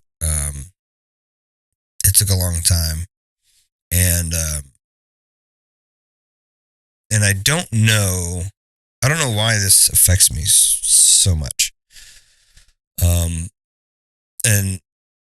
when I tell the story, or when I remember it, I probably remember it more extreme or dangerous than it was. I don't know. But it was on that first deployment. And I was sent out to one of our fire bases, that platoon size fire base, where I say ours. I mean, it wasn't my unit, but it was a unit that I supported through my job as the engineer. And so I went out there because they had, it was a really dangerous place, horrible location for a fire base. I mean, in a bowl surrounded by mountains, right? In a village. And they got firefights and ticks all the time, like almost daily, if not daily. And anyway, they had a Humvee that had been blown up by an IED, like just destroyed. And for whatever reason, higher headquarters wanted it back. Don't know why. Completely unusable. And so I was sent out there because at the time, again, because I was a quartermaster and I had gotten sling load certified in my officer basic course. And then because I was a rigger, I had additional, right, training and skills and connections. And so they wanted, the only way to bring this thing back, because one road in, one road out, IED alley. I mean, if you're a coalition force on that road, you're going to get hit. Like, it's just that simple. So the only way to do it was to sling load this Humvee out, up armored Humvee. Okay. Out of the mountains, where the lift capacity of the helicopter is significantly reduced. Anyway, great plan. But I got sent out there because I was the only certified person in RC South that we knew of that could do this. And so I was like, yeah, send me out there, man. Like, and I'll contact my rigger buddies up in Bagram to get some equipment sent out. So anyway, so we're out there. And I'm out there with, when I was getting off the helicopter that brought me out there, the platoon leader for this infantry platoon, who the platoon leader was an engineer, oddly enough, but he was getting on the helicopter and he had to go back to the fire base, whatever, where his company commander was at. And so long story short, I'm there for about a week, and I was the ranking person there. You know, it's not my platoon, but I was the ranking person. And at one point, the platoon sergeant for these infantry dudes was like, "Hey, sir, we're going on one of the squads is going on a dismounted patrol tomorrow. You want to go?" And I was like, "Yep." He's like, "You're not in charge of the patrol." I was like, I got that, but I'll go. And so, so the next day, do some of the planning. Okay, blah, blah, blah. And the next day, we're stepping out, and we are maybe 200 yards outside of the fire base. We haven't even made it like really outside of the perimeter, but we're outside the wire. And, if you remember back then on our body armor, you had your rank right here, right there in the center, right below your chin. And so we're about 200 meters out, and I hear over the radio, the platoon sergeant who was back in the talk calls the squad leader, and he was like, "Hey, is the LT next to you?" He's like, "Yeah, he's right next to me." He goes, "Walk away from him." What? So everybody stops, those that had radios, they're like turning around looking like, what's going on? So he starts to walk away. I was like, "Nope, I'm going to stay right with you. I need to hear what's going on." And he was like, "Hey, don't tell the LT this, but the interpreter that we have here in the talk just intercepted some ICOM chatter that the sniper on the hill in front of you recognizes there's a new officer in the patrol." And it took a second, but then I was like, I just looked down. The only way you would know that is if you're looking at my face and you're looking at my rank right here. And I just looked down, and I looked up on the hill, and I was like, this is it. This is it. This is where it ends. And they said, "Hey, sir, do you want to go back?" And I look. I'm waiting for the shot, man. Like, we're just sitting here. And I look down, and so now all the soldiers in the squad have heard this by now. And they're all just looking at me, and they're like, "Hey, sir, do you want to go back?" Like, no one's going to think anything less of you if you go back. And I'm looking at them, and I was like, how can I do that? Like, if this is my time, this is my time. But how am I going to go back and then be like, "Hey, you guys keep going"? Because he's just going to go pick somebody else. So I was like, "No, let's go." And we spent the next 4 hours, walking around.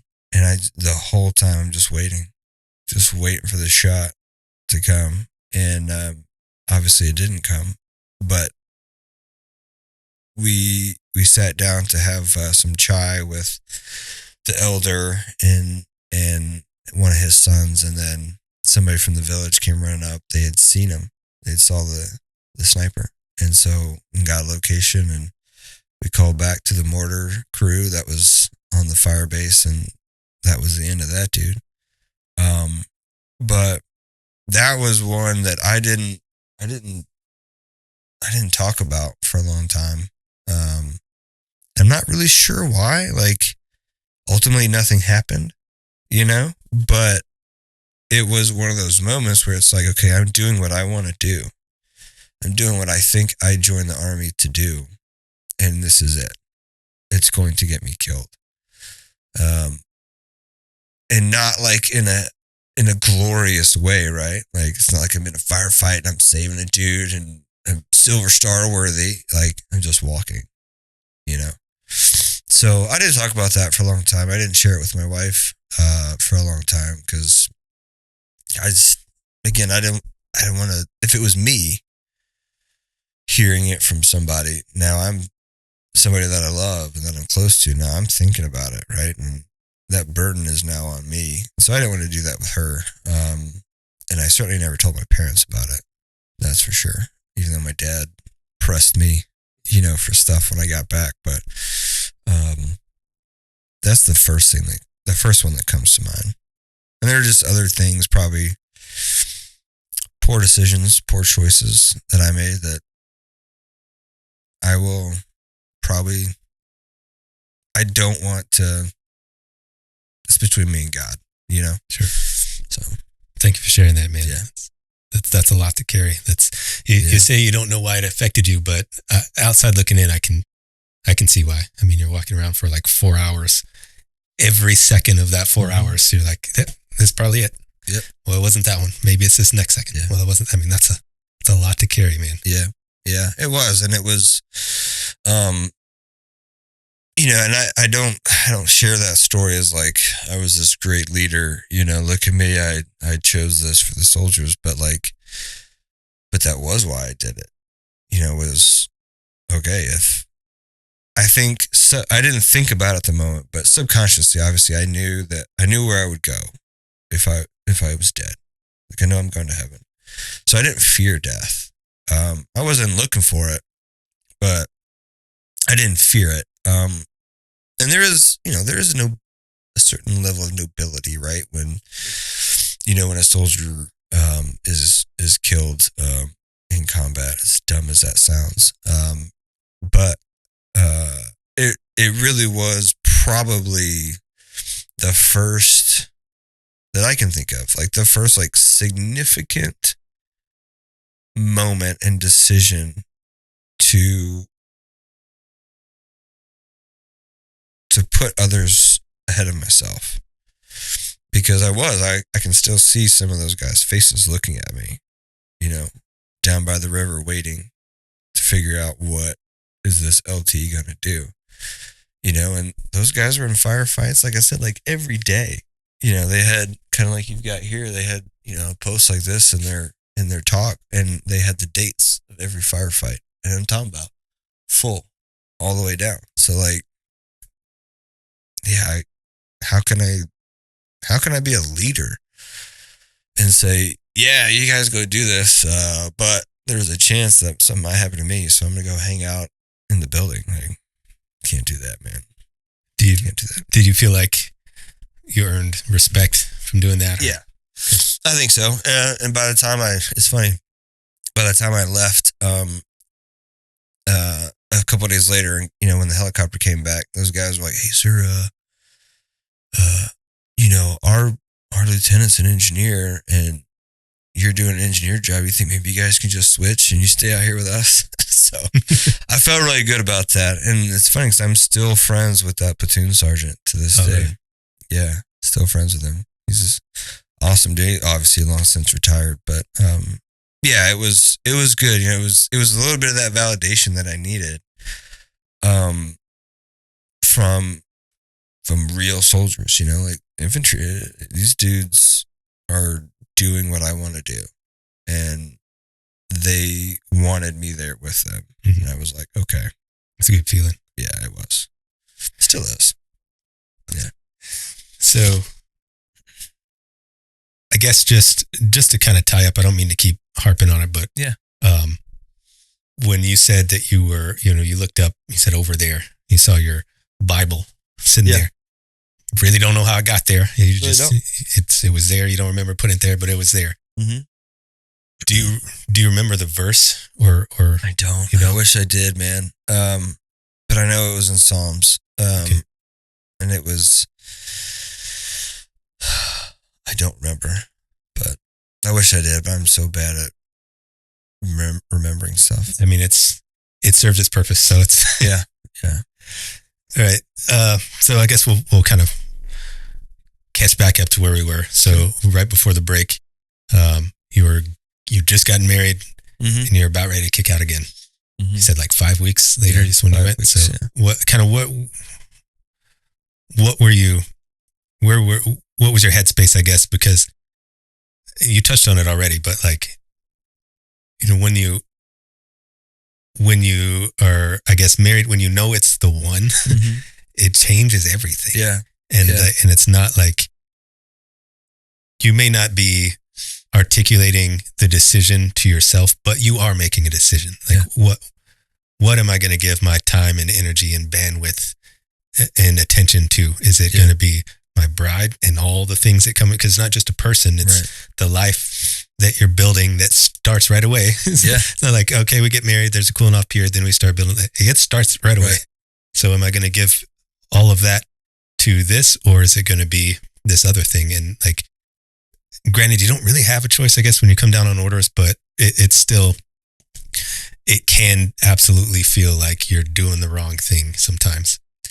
Yeah, absolutely, man. And that was certainly true with the next deployment, the third one. But this one, like, I knew when I got back from the first one that I had a year and then I was going again. I already knew. Okay. And so she knew that as well before, and that was really the deployment was really the driving force for the short engagement. Was my thought was, okay, if something happens to me, then at least she's taken care of, at least financially, So that was the shift. Was when I left for the first time. Dude, I didn't even prepare anything at home. Like I think I still had. I still had stuff like in the fridge. I still like a box of pizza in the oven when I left, because it was just about me. But for the second one, it was her, right?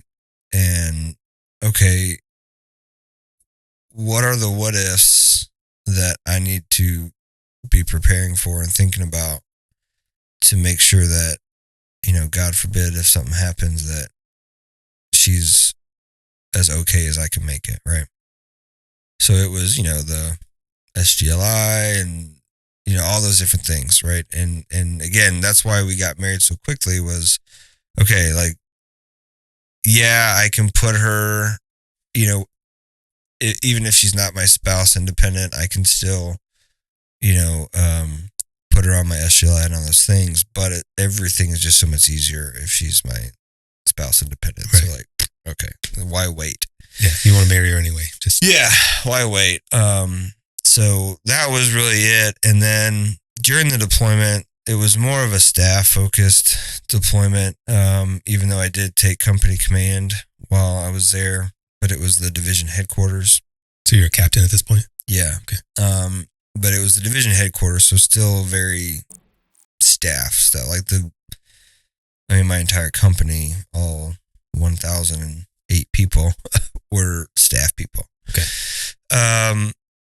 But I still wanted to get outside the wire, and I didn't get to go on like patrols this time, but I still went and took the ring routes to go visit my folks that I had at different locations, and so, but I was more deliberate about when I went out and where and for how long. Not because I was afraid, but because now there's somebody else, waiting. I honestly, that first deployment, I honestly didn't care if I came back. And I remember telling my dad that before I left. Was like, if I die over there, that's what I'm. Great, not great, but you know what I mean. Yeah. Like, no, it was like, okay, it's a hard thing to explain, but I get it. Yeah. But with the second one and now having a wife, like, okay, it gives you a little more pause. And then certainly with the third one, when we had our son, that was very different. I still went out, still had a good time, if you know what I mean. Yeah. From the Army experience, but again, your priorities change. Just like when you become saved, right? It's not that you don't get to do the things you want to do anymore because they're bad. It's the Lord changes what you want to do. Yes. And so, even though I knew that when I was going through that season where I wasn't following my faith, even though I knew that in my head, I wasn't living it out, right? Like I went back to, okay, well, I'm going to do what I want to do. And so, but that's one thing that with age and experience, right? Like, it's just like anything else in life in different seasons, like your priorities change. When you're a kid, your priority is watching cartoons and playing Legos and whatever else. And then, when you're a teenager, your priority is girls and sports and, driving a car or whatever. And then, so it's just, that was the biggest thing, was my priorities for that deployment changed. Did you have any of that? Like I mentioned earlier, like it just felt kind of wrong. Deploying again? Yeah. No. Okay. No. Well, that's good. That's good. Yeah, it didn't. And probably because there was still a good bit of like, this is what I want to do. Right. Like, and she was great because, she understood. She knew. We met in ROTC, at that summer camp I was talking about. And she had since gotten out. But so like she understood. Again, her brother was in, her dad had served her in Vietnam. So like she understood. She was in the Army as well. Yeah, she was a nurse. Oh, okay. In the National Guard. Okay. So got it. So she got it. Yeah. Okay. That's good. Yeah. So that made that aspect easier. Sure. Certainly. Yeah. Now you're just dealing with the distance, the separation on the front end of this brand new thing. But, yeah. Okay. It's 14 and a half months deployment. So they extend you again? Yeah. Yeah, we got extended again. So it was going to be a year. And then it was, okay, everyone's extended a month. Okay, this group of people is extended another month. And so it was 14 and a half. Dang, man. Yeah. That sucks. Yeah. Yeah. It was good money. For it to happen, yeah. It was good money. But yeah, it sucked. Because we didn't get that first extension until after I was back from R&R. So I didn't have the 18-day R&R. I had the 15-day, R&R. And then I come back and then we get extended. So kind of where were you in your faith life during that, I guess, 14 and a half months? Because you did mention that you and your wife were, it seems like that kind of, you guys coming together was a little bit of a catalyst with your faith. Yeah, certainly. And so I had befriended our deputy division chaplain, another good dude, just to be around, and he played guitar pretty well, and so like I would, he would try to teach me or whatever, and so I would go occasionally to the like Sunday morning service that the chaplain would do. Occasionally I would try to help play music, like really just like the 3 chords that I could do, and I was on and off, kind of hit or miss as far as like reading the word, but again, it wasn't a priority, unfortunately. But the water was being poured on, right? So like it was where that recommitment really started. I think was it. So during that deployment is where it kind of started, just kind of digging into spending time with the chaplain and stuff like that. Yeah. So when you got home, did you kind of pick it up from there, or? Yeah. So when I got home, we PCS pretty quickly to Missouri after that, and found a small church. And my wife was really, I don't want to say insistent, but she was really,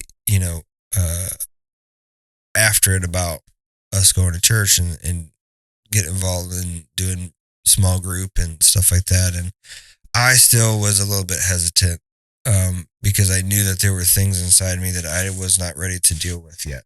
And there were sins that I was not ready to deal with yet. And there were things that and so when you're a Christian and you're convicted by the Holy Spirit, it's uncomfortable. And I didn't want to be uncomfortable. So I I was more going through the motions at that time still. And, we would go to Bible study and or small group with this really tiny church that we were at in Waynesville, Missouri. And it was nice, it was being around that group of people and group of Christians was good, but I still wasn't ready to deal with my sins and my stuff. So I just kind of kept a little bit arm's length. It's kind of ironic because it's a super common kind of headspace for people to get into, kind of crossing that threshold from really kind of jumping and going in on your faith. It's exactly what you said. Like I know it's going to be uncomfortable, but it's ironic, at least to me. I'm a high school dropout, so maybe ironic isn't the right word, but it's that what you're resisting there. You in your resistance, you're acknowledging that it's true. If that makes sense. Yep. So it's just kind of funny that it's just such a natural reaction to push back when you know it's true. I don't know. Yeah. But again, super common. I mean, I think we all deal with it. I definitely deal with it still to this day. I'm like, you think things should be going one way, so you're just really, really in on it. It's like, well, the uncomfortable truth is that this is not how it's supposed to be. Yeah. Okay, so we are at about 2010 now, right? 2009 to 2010 was that second deployment. So you got back. You're up in Fort Leonard Wood. Sorry. Yeah. It was only 6 months, thank goodness. Okay, so you were just up there for just Captain's career course. Oh, okay. Yeah. Very cool. And then you come right back down here to back here, baby. Okay. Center of the universe. That's good. Yeah.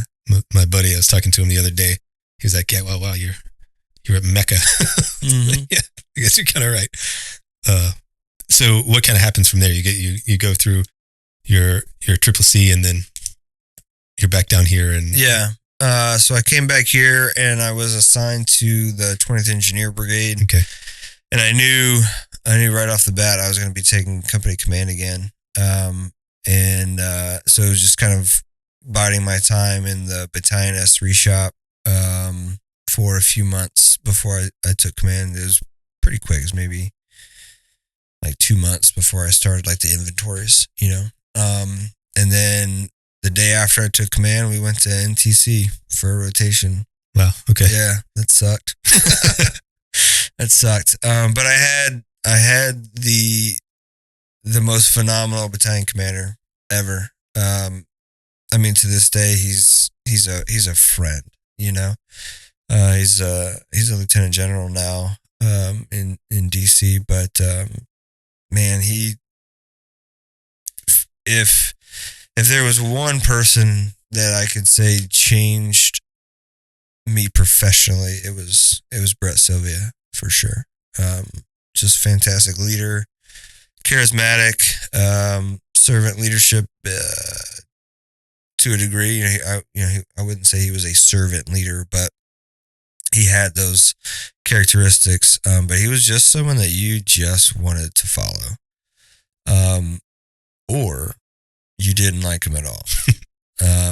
And in my opinion, if you were on the latter end, it's you need to check yourself, because there's probably some intrapersonal reasons why you didn't like working for him. But fantastic person. And then so we went to NTC in September of 11, and we were supposed to be deploying to Iraq in December.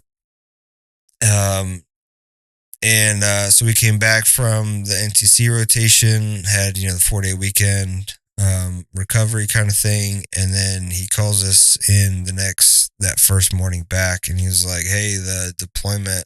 So this was right when the administration was closing things down in Iraq. And I said, "Hey, the deployment has been scratched, but we're going to all go to Afghanistan in February of 13. Okay. Okay, so now we got a little over a year to prepare. Like, okay, I can deal with that. Other than the fact of I may not be in company command at that point, just to the timeline. So that was a challenging period because I took command of what was then called an engineer support company. So it was construction equipment, right? So I had 3 platoons of 12 November, so horizontal construction engineers. So, roadways, airfields, repairing and construction, that kind of stuff. And so we had to, so that's what we were going to do in Iraq. And then again, that changes to the Afghanistan mission, and we're all supposed to do route clearance for this Afghanistan rotation. And I was like, whoa, I don't have any 12 Bravos. I don't have any, combat engineers. And so what we had to do was, starting in January, we had to restructure the whole company to go from 3 horizontal engineer platoons to 2 route clearance platoons. Very, very drastically different. And I wasn't going to be getting any 12 Bravos, right? So I basically got to retrain these construction dudes to be combat engineers. And oh, by the way, I'm having issues with my first sergeant, and because he's not on board with this mission at all. And so I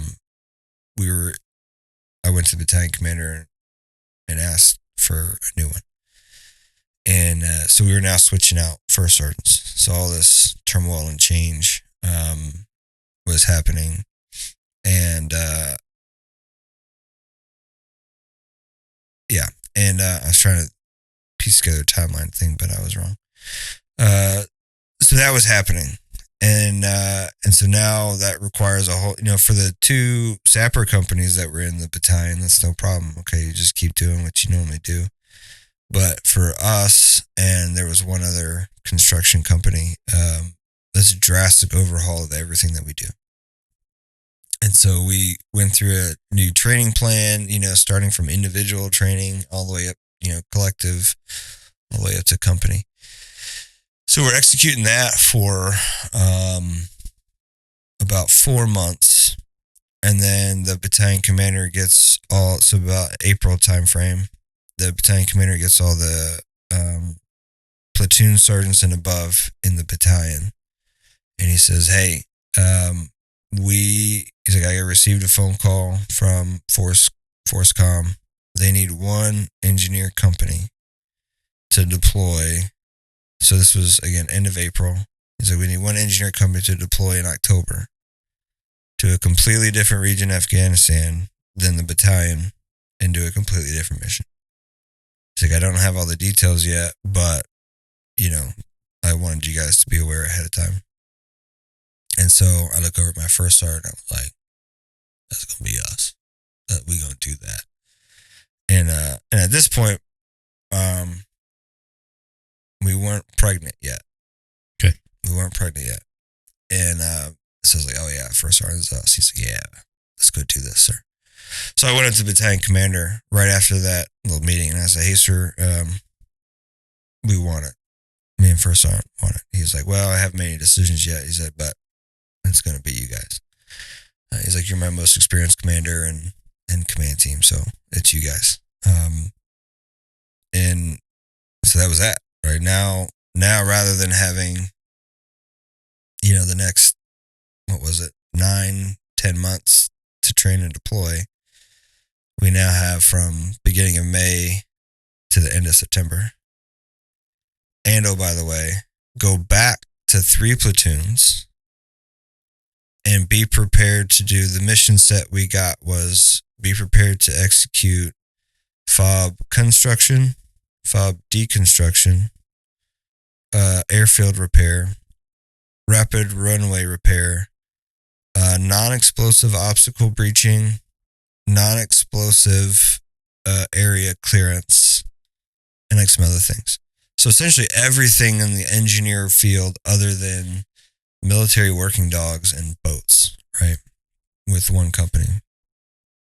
And so commander was like, hey, Chris, look, I've got to get the rest of the battalion together, training, and now I got to bring in another company from another battalion to take your place. He's like, your training plan's on you, man.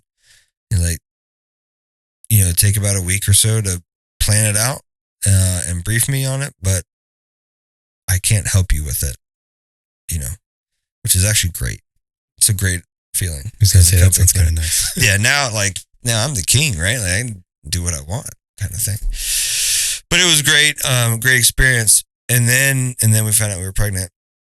No, I'm sorry. We were pregnant at that point. I'm an idiot. Yeah, we were pregnant because my son was born in January of 12. Right. So this is now April of 12. Yeah. So we were already pregnant. But now we got a little infant at home. That's right. I'm an idiot. Got a little infant at home, right? And then now that just means that my days at work are going to be exponentially longer and harder. We're going to be in the field for weeks at a time now. Because we got a whole lot of training to do in a short amount of time. So that was tough for my wife. It was tough on us. And then, so it was a great time work-wise. I loved it. I mean, it was everything I'd been wanting to do, for the most part. But shortly after my son had been born, I didn't, there's a change that happens, and it's biological, and it happens with every birth, that now the focus, particularly for the mom, becomes the baby, right? And it's very, very common for the father, hopefully husband, to not be a priority. And I'm not saying that my wife did that intentionally. It's just natural. And so I didn't recognize it at the time, but that was starting to happen. And it was starting to, little cracks are starting to form, like between us, right? And then you add in now this new change of mission. I'm leaving the house at 4:30 in the morning. I'm getting home around 9 or 9:30 at night every day. And so the relationship started to get rocky. And also, like, my wife's love language has changed after the baby was born. And neither one of us recognized that. So, like, things that I had been doing that were working are now having the opposite effect. And we can't figure out what's going on. And so then I deployed when he was 9 months old. And, I get back and he's 18 months old.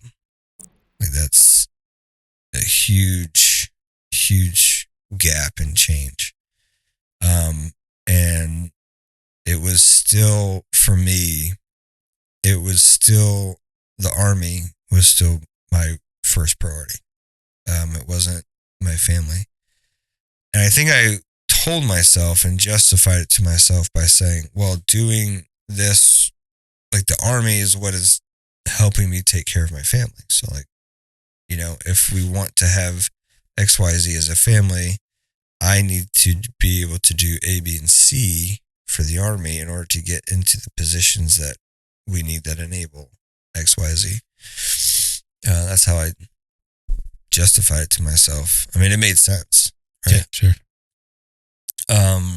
And so, but those cracks were forming that neither one of us recognized. And then kind of, two different life paths started to form.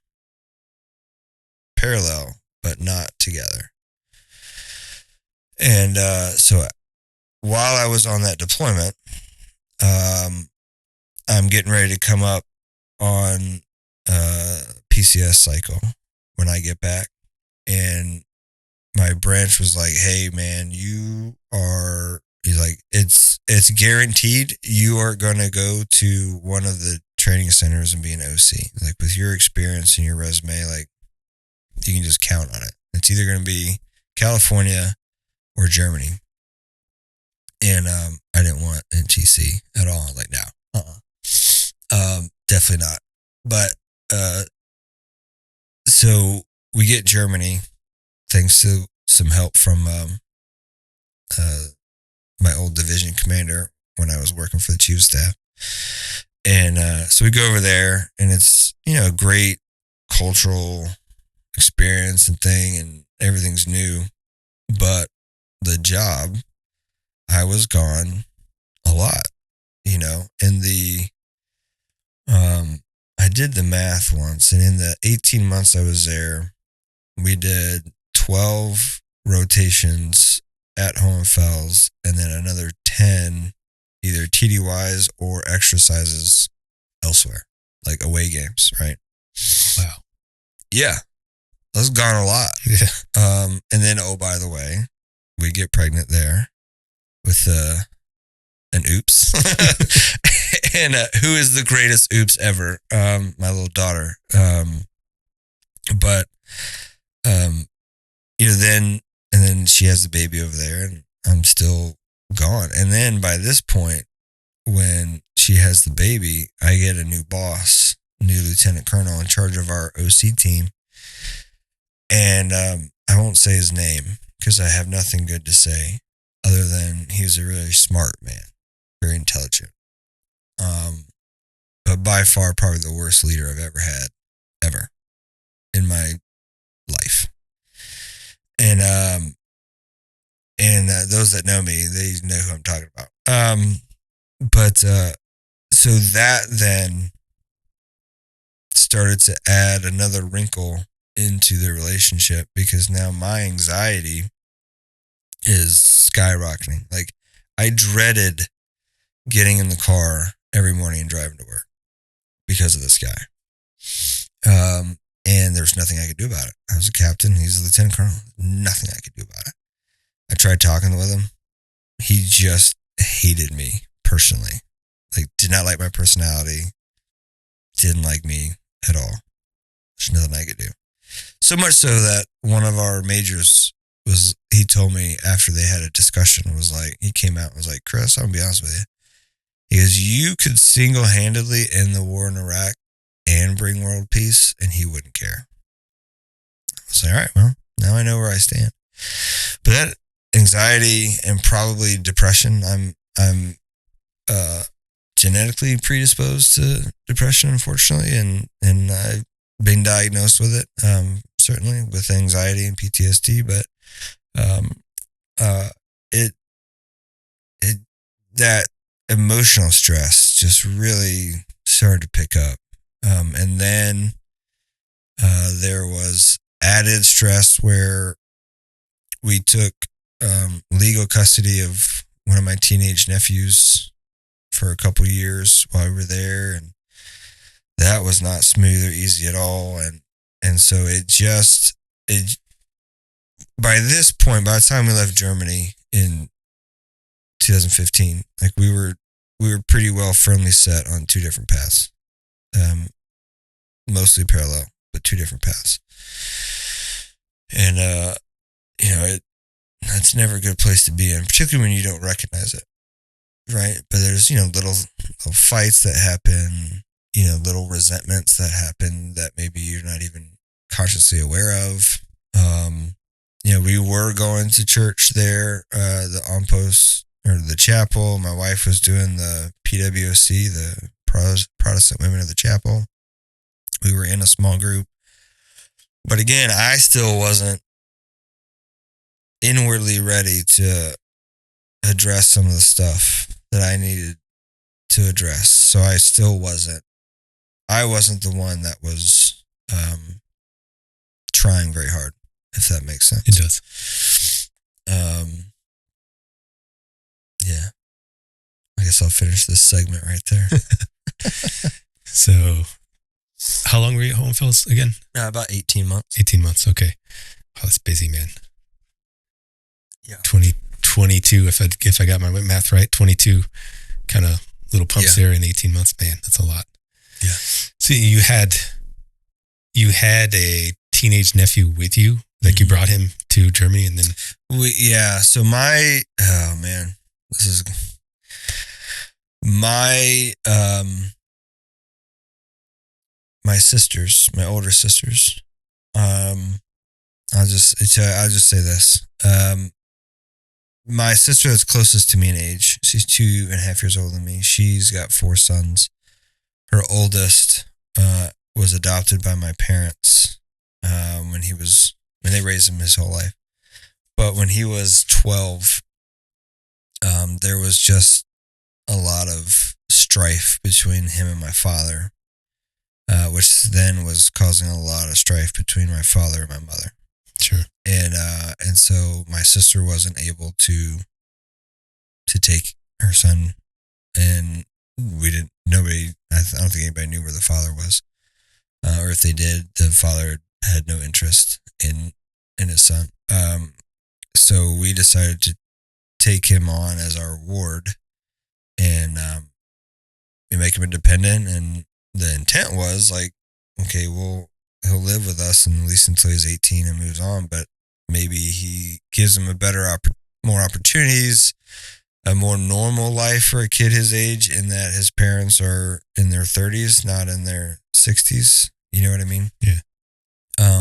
But they're, nothing ever comes without difficulties. And it wasn't easy with him. Yeah. Just a personality thing? Or? Yeah. Personality. And he, unfortunately, he's got a lot of stuff that he needs to deal with. I mean, I think he's probably 21 now, something like that. But I haven't talked to him in years. He's got things that he needs to deal with. And a lot of it, unfortunately, stems from, childhood. Like if you look at it from a traditional, cultural, societal standpoint, he didn't have a great childhood. But if you look at it objectively, he really did. He always had family. He had grandparents that loved him enough to be willing to adopt him and raise them as their own, which meant, and this is after my parents had already adopted another, a niece of mine, when I was 13 or 15. Yeah, this is a whole other episode that we could do, man. Another 4 hours discussion. But I'm my parents' last biological kid, which means that my father should have been done working a long, long time ago. But because they adopted these 2 grandchildren, he had to work, and it was painful for him, and it was stressful, and a myriad of things made it complicated. And then my nephew didn't really make things easier either. Very self-centered, and, was a good kid, but just ungrateful and self-centered. And so my father never was one to put up with that stuff. Trust me. He was full-blooded Italian, the second generation American, you know what I mean? So, it just wasn't a good environment at home. And I was mostly concerned for my parents, and I'll take him so that you two can repair your relationship. And then obviously, I care for him and I want to help him and whatnot. But his issues, some mental, some emotional, kind of continued when he lived with us. And he stayed with us for about 2 years, and then eventually went back to my parents. Okay. Yeah. Did your dad have to work all the way up to the end? He's passed now, right? Yeah. Okay. He worked all the way up. Yeah. It's a shame. It says into his 70s, man. Yeah, he wouldn't stop. I told him, but he wouldn't listen. Some people just... They also spent. Oh, okay. Well, that's different. Some people just can't, like, they can't turn it off, Yeah. Like I get it. It's a super common thing. Me personally, I don't have that. Right. Like, you tell me, you just kick your feet up. Roger that. Yeah, I can do it all day, buddy. My feet are I can up. do it all day. Yes. So you come back from Germany, come right back here to Fort Bragg, correct? No, I went from Germany to Leavenworth for out to Kansas. Command General Staff College for a year, and then I was supposed to come back here. This is the funny part. So, because I had spent most of my career here, my engineer branch was like, "You need to never go back to Fort Bragg," right? And diversify yourself. But so when we were doing the assignment preferences there at CGSC, I think the highest that Fort Bragg was like 25th on my list. But I had to rank order 133 or 155 positions. And so Bragg was like 25th at the highest because I was going to do it. I was like, fine, I'll do other stuff. And then when Branch came down to visit with us, the guy pulled, and my wife and both kids now are in the meeting with us. And he's like, all right, I'm going to send you to work for Special Forces at Fort Bragg. And I just started laughing. And he was like, is that a problem? And I was like, no, man, that's where I want to be. But you guys are the ones telling me to stop going back there. Like, this is you. This is you.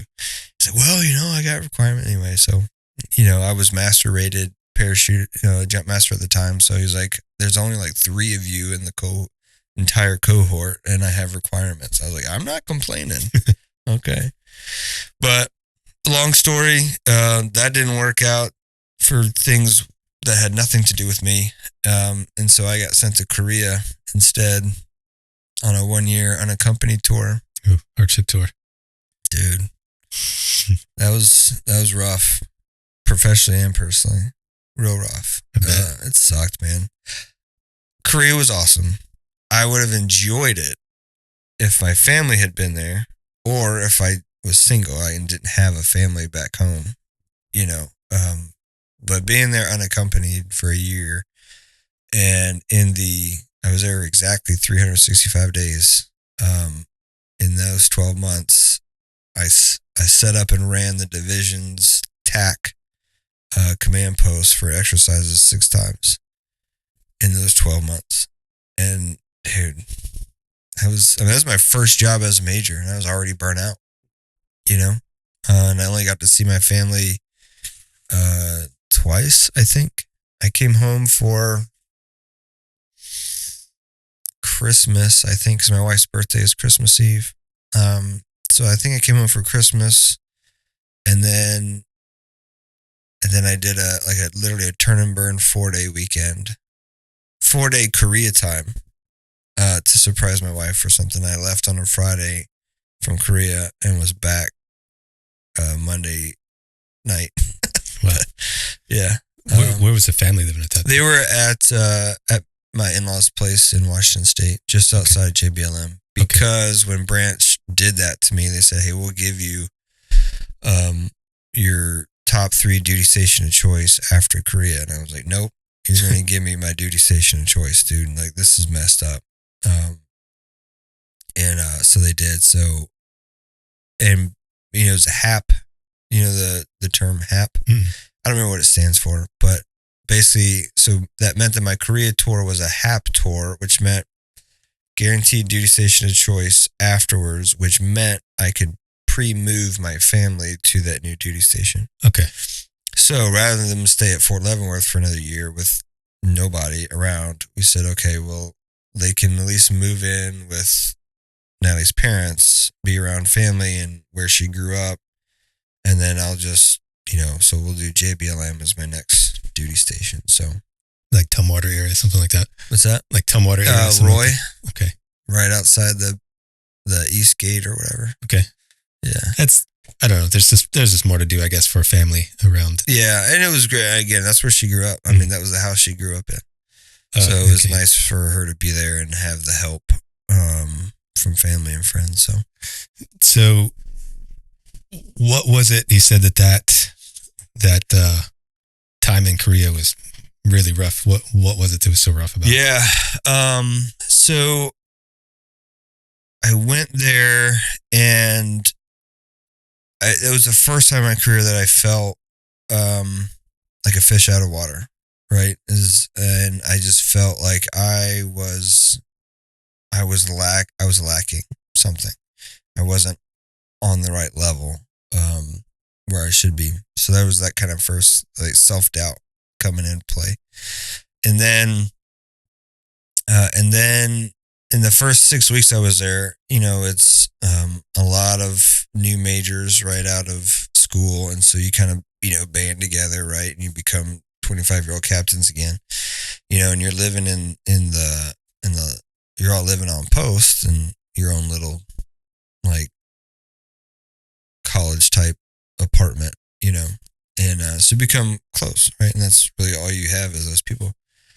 And then about 6 weeks in, I got moved from Camp Red Cloud up to Camp Casey.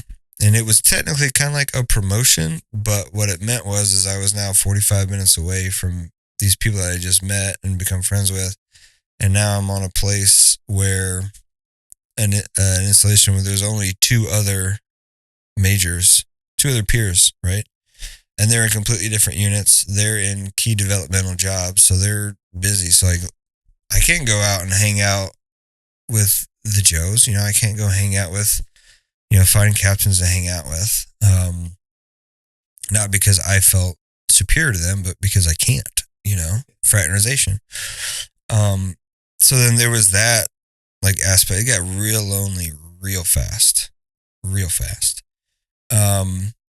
And I think that was when the Lord really started to knock a little bit louder, right? About, are you ready yet? Are you ready to work on these things? Are you ready?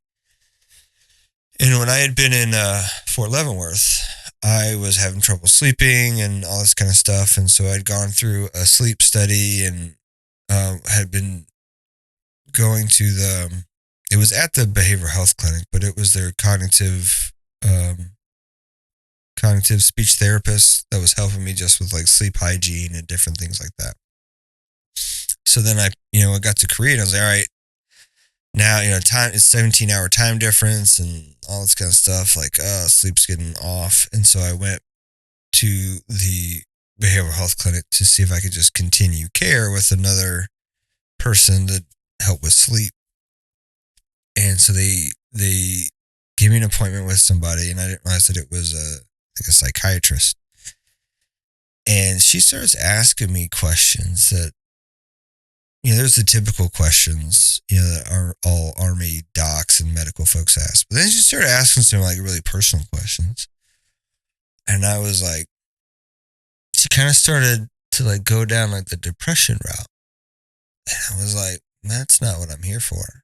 I'm here just, sleep hygiene stuff and try this, try that. Not drugs, but like, try this thing, try that activity or whatever.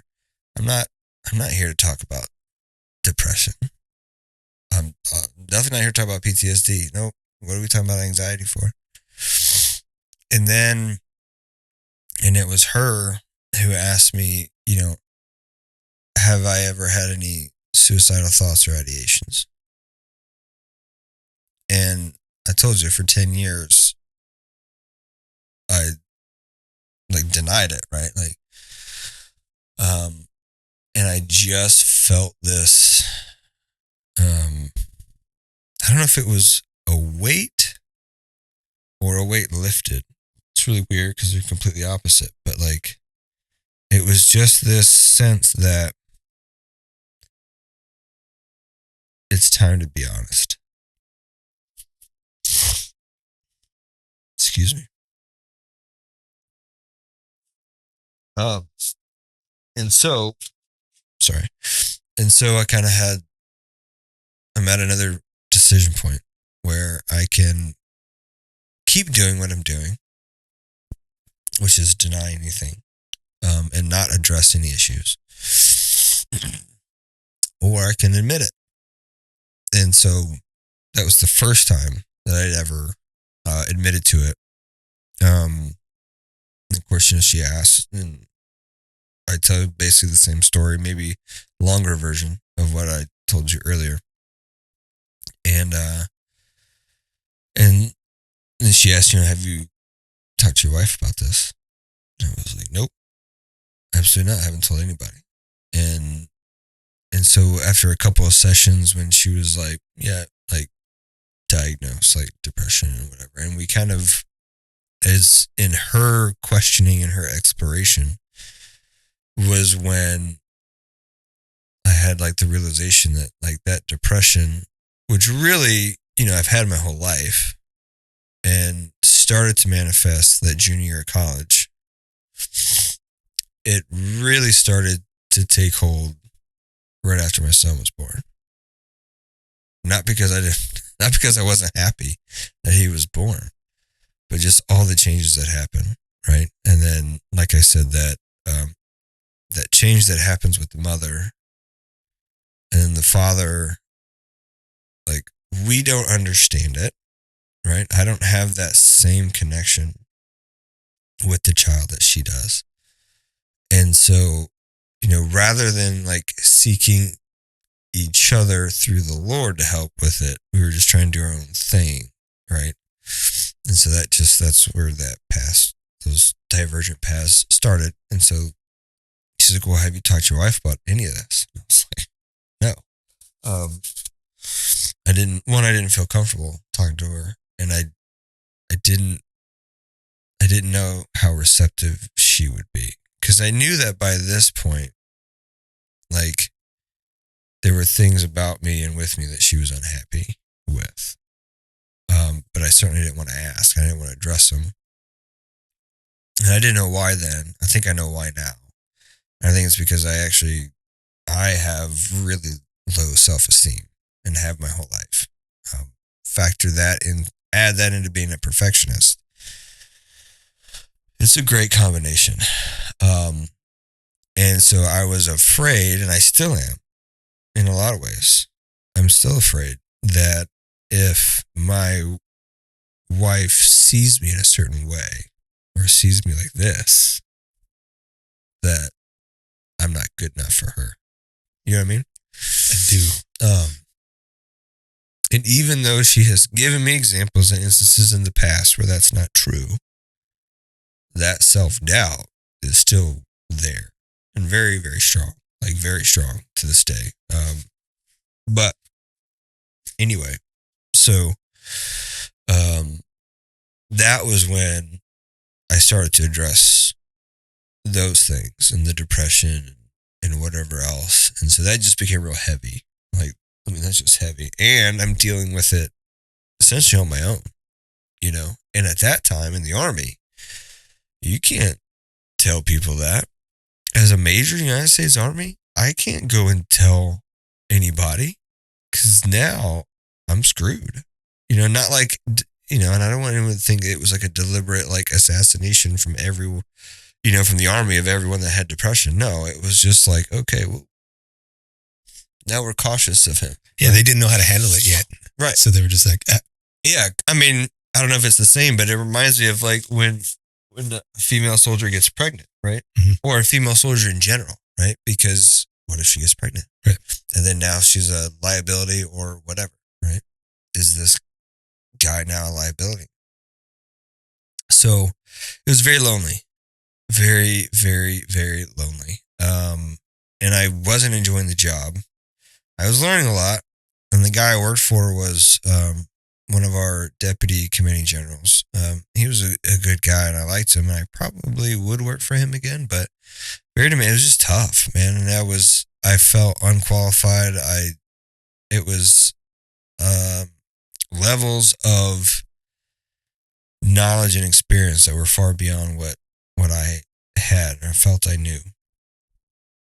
And so, like the best part about that whole year, other than the food, was that was the year the Cubs won the World Series. Okay, so I've been a Cubs fan since '87. So that was like a little bright light in the darkness. But yeah, and then it was just tough, man. It was tough. So you mentioned that you got a lot of hesitation for your wife seeing you kind of open up about certain things. Yep. Do you think you're going to watch this with her? I hope not. Maybe. Honestly, with her, probably not. Okay. I'll be honest, probably not. Okay. I don't know. Sorry, hon. It's nothing personal. This is me. It's me. It's not you. It's me. I'm sure she'll watch it, and I'm sure I'll watch it. I don't know if we'll watch it together. Okay. Just kind of curious. Yeah. You need a break? I'm good. Okay. Let's do it, man. Okay. I'm a paratrooper. Let's do it. All right, man. So then let's just pick it up. So you get back from Korea, you go out to JBLM. Mm-hmm. Life is good. Family's back together, or is that?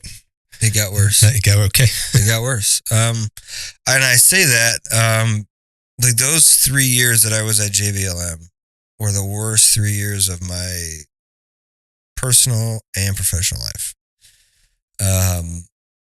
And so I come back. My kids are a year older. You know, I missed a lot, particularly with my daughter. You know, that like a strangeness between my wife and I, just from the sheer nature of the year assignment and the 17-hour time difference. So like the only time we would talk would be right before I go to bed or right when I wake up, and it was, you know, the opposite for the other person. I'm also not really good at talking on the phone. Like I don't really like talking on the phone. I talk for a purpose, right? Not just to like, so tell me about your day kind of thing. And then I come back, and rather than us finding a house on our own, we stayed in the house with her parents. And, you know, a lot of in-laws out there are not great. My in-laws are are awesome. You know, my father-in-law passed away recently, but they're great. Like, they're great. But it still creates friction and, you know, whatever when you have that many people in a house and two families, right? Like there's them and then there's us, and I'm in charge of them, you know, but I'm living in your house. And then just the jobs that I had. I'll be honest, man, they sucked. They were not fun. I was assigned first to the Triple Nickel Engineer Brigade, which is an engineer brigade headquarters that has one engineer battalion in it, and then it has administrative control over an EOD battalion and a chemical battalion. That's it. Its real purpose is to deploy as a brigade headquarters, and then all the other engineer units, you know, that get funneled into theater for an operation fall under them. That's its real purpose. And so you have I'm working for a brigade that kind of doesn't really have a purpose in peacetime. Sure. Right. I mean, it does. And for anyone listening from the Triple Nickel, like, it does serve a purpose, but it's limited in scope. And they fell under First Corps, U.S. Army First Corps at Fort Lewis, who also had an identity crisis in my mind and was trying to make themselves relevant to the Army, right? It's a 3-star headquarters, and I couldn't really tell you what they did, to be honest. And so they had to make themselves relevant. And so that meant you've got to be doing any and everything you can and get a First Corps patch on it, right? So in the 3 years that I was at JBLM, 2 years in the Triple Nickel, 1 year in 1-2 Striker Brigade, I think I stopped counting at, I think, 30 exercises in 3 years.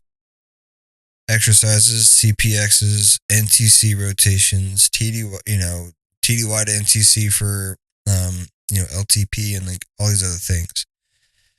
And it was Groundhog Day every time, which is the same scenario, Korea, which I just got done doing the same scenario, essentially 6 times. And guess what? I'm going to give you a spoiler alert. At the end of every exercise, we're going to win. Like, you know, and so it was just not a great environment. And now all that is external blame, right? Like there's some internal blame as well that I have to own and take. And so it was long hours again. You know, I just spent the last year being away from the family. Now I come back and I'm working long hours. I'm doing all these exercises. I'm gone all the time again. And that's just a lot of strain on everybody. And then we decided to foster and become foster parents. And so now we're throwing that in the mix. And I'm still gone, you know, all these things. And so I think unbeknownst to me, like I had kind of become cold and resentful in some things. I can't necessarily pinpoint what, but that's probably just a good word. And then my wife had as well. And we weren't talking about it. And we just really started to grow apart. Like it got pretty bad. To the point where I think if we were not Christians, or if we were weaker Christians, we probably would have got divorced. And so it just, dude, I couldn't wait to get out of there. Could not wait to get out of there. And I remember coming out of my last job there. I was at the 15-year mark in the Army. And I told my wife, I said, I'm done. This is it. And she thought I meant like with the job. And I was like, no. I'm done with the Army. I can't do this anymore. I just can't. Like, I'm miserable. My kids have since told me, my son in particular has told me since then that when, particularly the last year that we were there at JBLM, that I would come home and he thought that I didn't want them around, that I didn't want him to be around me. And there's some truth to that, right? Like, you just bring all the baggage of work home. And I didn't have any real good outlets. And again, I wasn't really wanting to deal with myself. We went to church like every Sunday, but I promise you, if there was a way to get out of it, I would have got out of it. And so, yeah, I can look back and be like, yeah, it was not fun to be around. It was not fun to be around. And there's nothing I can do to change that, unfortunately, except not be that way again. And so, yeah, so I told her I was done. I was quitting. Like, I'm done with the Army. I'm done. I can't do this anymore. And so she, being smarter than me, she is smarter than me, I think, in my opinion. She was like, well, you just have to I was like, I can't do 5 more years of this. She's like, you just have to get to 18. Like, that's one assignment. She's like, just do one more. Get to 18. And then you can drop the packet. I was like, fine. And this is when that assignment to Belgium came up, and that, Lord knew what he was doing with that, man. That saved me.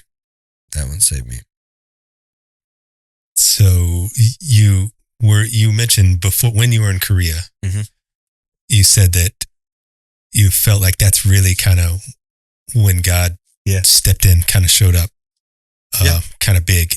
But then it also sounds like it kind of, you took a few steps back at JBLM. Yeah. Does that seem accurate? Yeah, it did.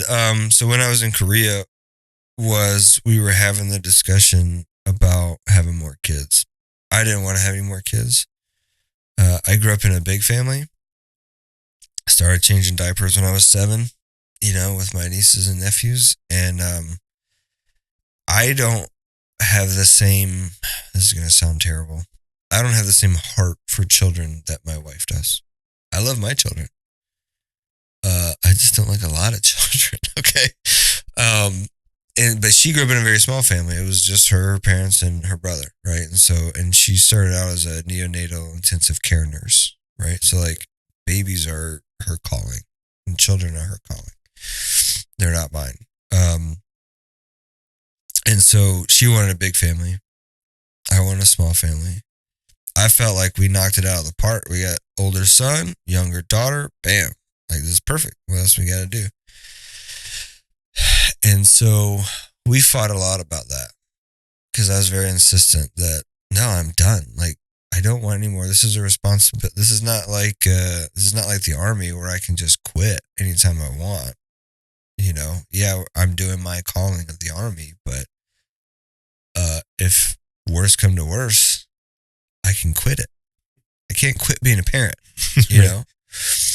And at minimum, we're talking 18 years, minimum, you know, and, you know, however many hundreds of thousands of dollars, you know what I mean? And so that's where my mind was at. Hers was, I think, on loving children. And, you know, I can't really fault her for that. But, so we were in Korea and, you know, we had fought in the past about it, but it just kind of got worse when I was in Korea, you know, because we weren't talking that much in general. And she was having this urge and this calling, right? And then here is her partner shutting it down, like guillotining it almost, right? And so one night, it was like a Tuesday or Wednesday night, I was with, you ever heard of, I think it's Alpha Group or something? It's like it's a Bible ministry thing. I think it's called Alpha, but some of our chaplains were running it there. And I had befriended our chaplains again. Seems to be a theme. And so I kind of I didn't really want to be a part of the thing, right? But like, I want to help. So like I would cook food for their groups and things like that. But I went to one of the groups one night, and like I said, it was like Tuesday or Wednesday night, and I'm talking with one of the chaplains about this, and he was like, "Yeah, my wife and I had a very similar experience. Just the roles were reversed." I was like, "Well, how did you guys get through it? Like, what did you do, man? Like, just tell me at this point. Give me the playbook." And he's like, "Well, we just prayed that we got on the same page." Like, and that worked? And he's like, "Yeah, it did." And so I went on the drive home that night. I prayed, Lord, to get us on the same page about this children thing. And what I meant, I didn't say it, but what I meant was get her on my page, right? Like, it makes more sense. Lord, it's logical, right? Like, let's, you know, get her on my page. And I didn't talk to her about it. And I didn't think anymore about it the rest of the week. And then Saturday morning, I woke up and so usually I would wake up and I would have some messages from my wife. I would check them, and then I'd get, you know, we would chat, text, you know, and then she'd go to bed and I'd start my day.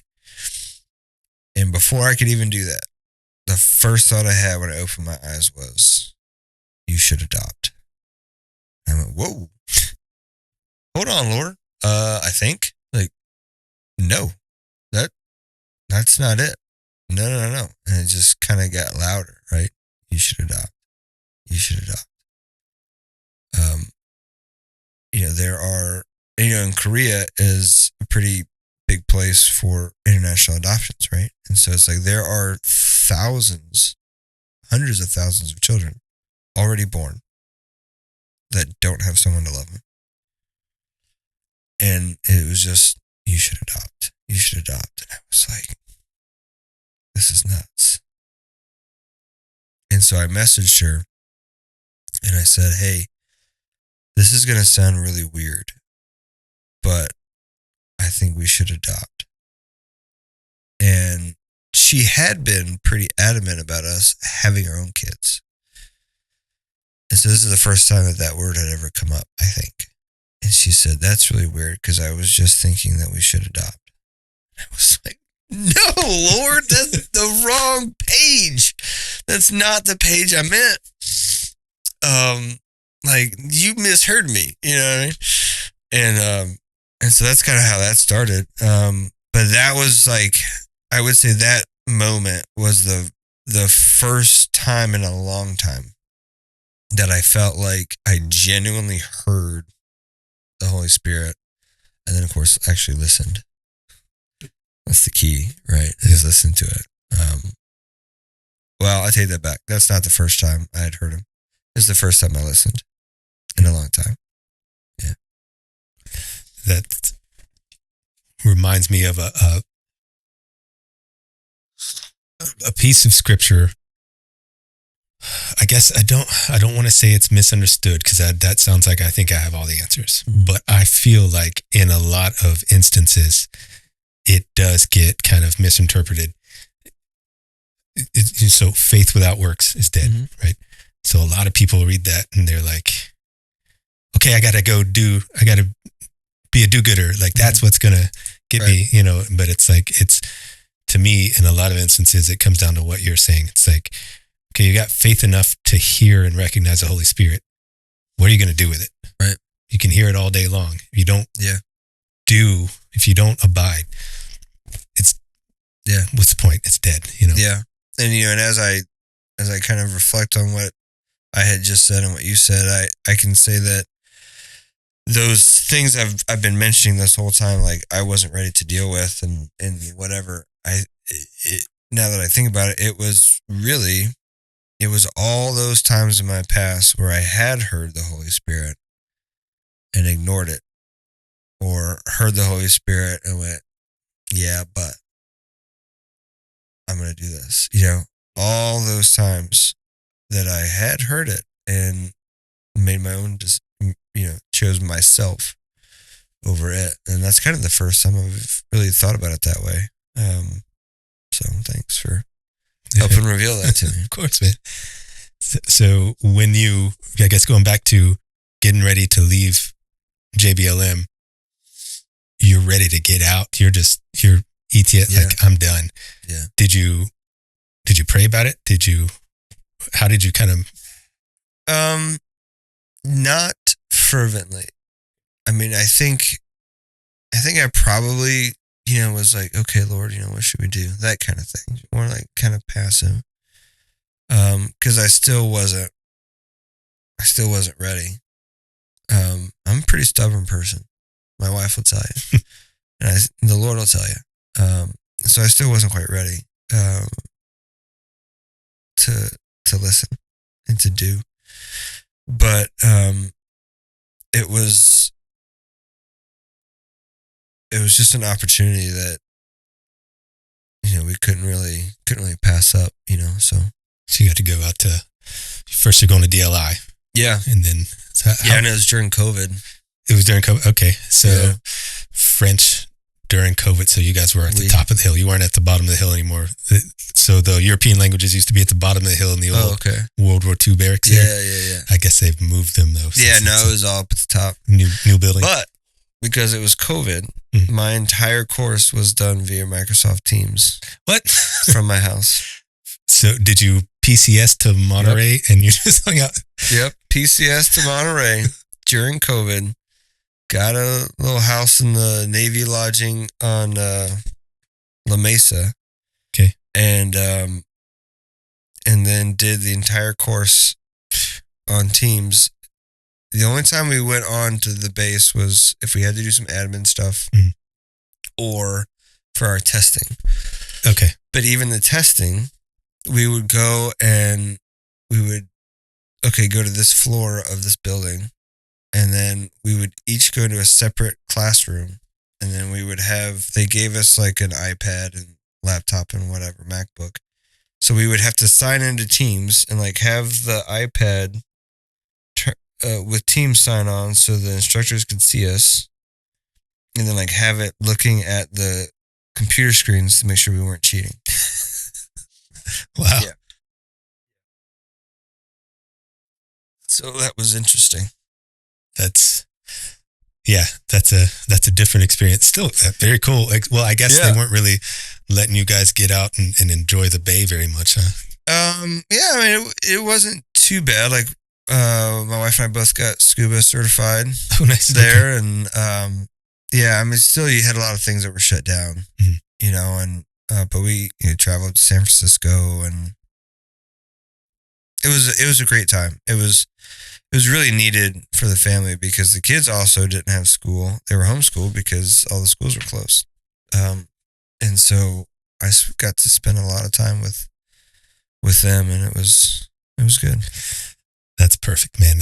I would be willing to bet that your wife is praying into it a lot, and that sounds to me like, yeah. What do I know? But to me, outside looking in, that sounds like God stepping in and being like, "All right, I got you." Oh, it absolutely was, man. I knew it then, right? Like, I knew it then that this was.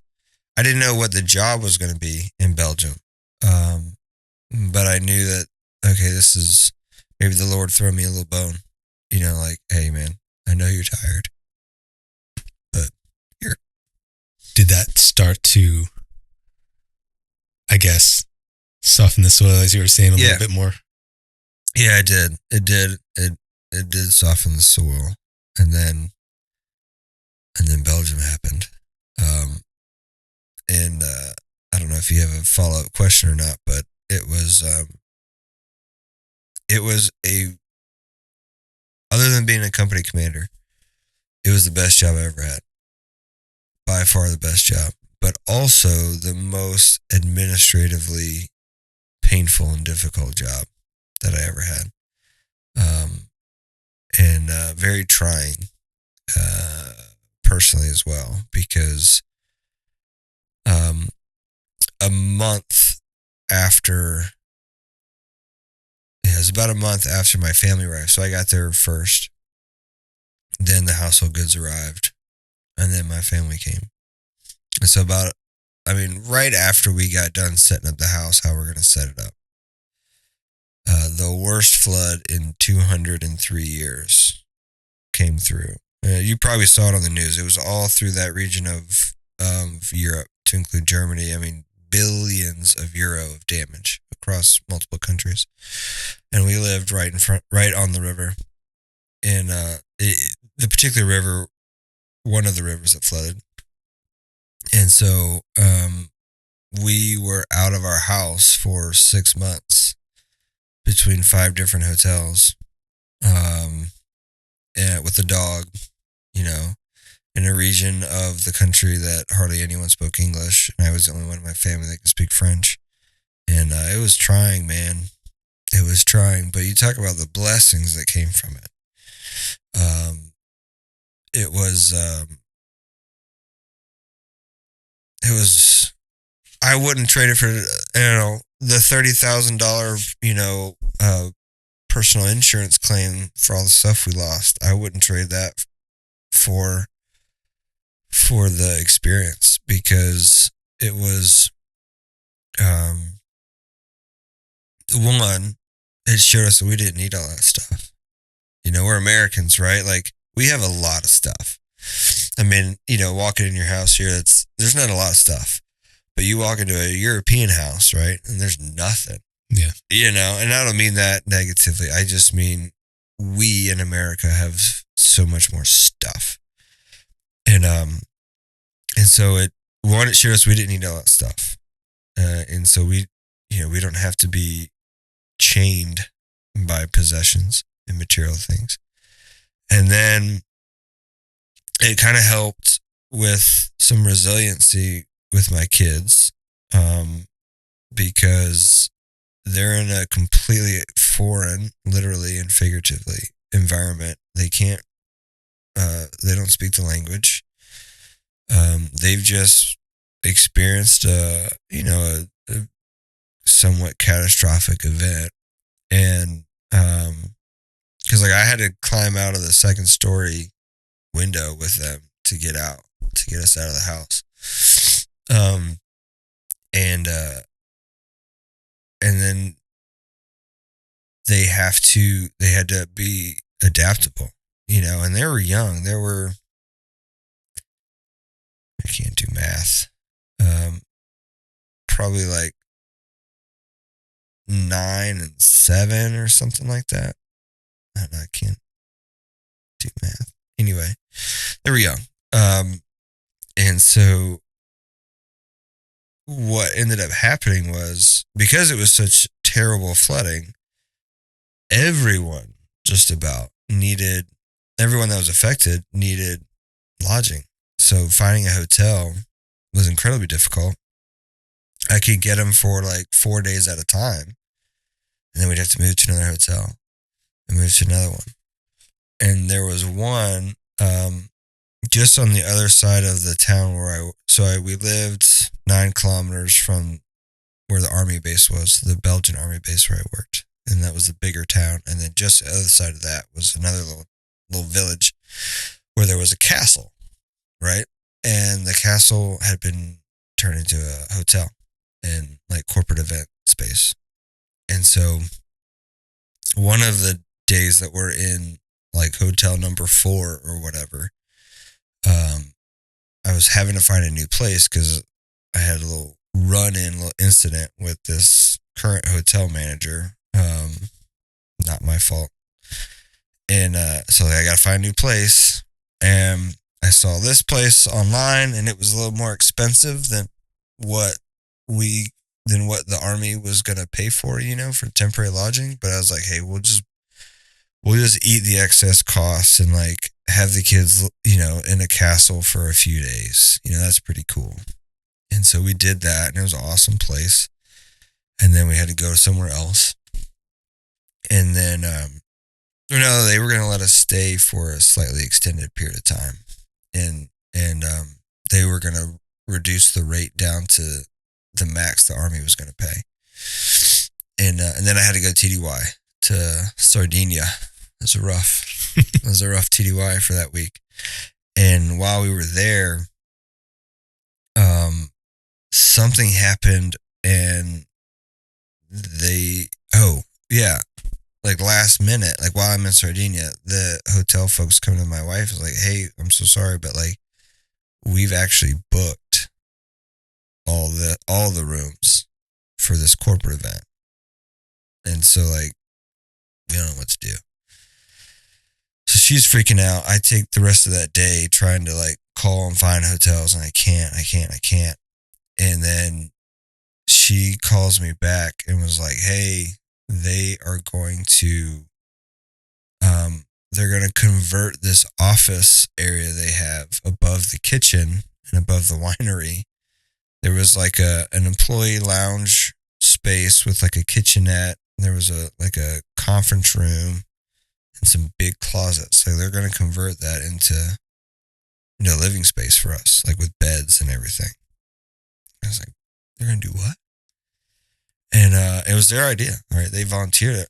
And so I get back, and sure enough, they had taken this space probably bigger than this room, brought in like some couches, a coffee table, brought in, a table and chair, 4 chairs, like, like a dinner table.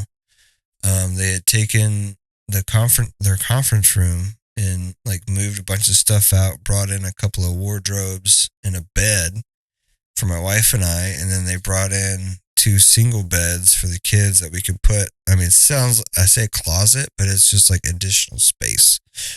Right. And then they say, oh, by the way, this is the end of August of 2021.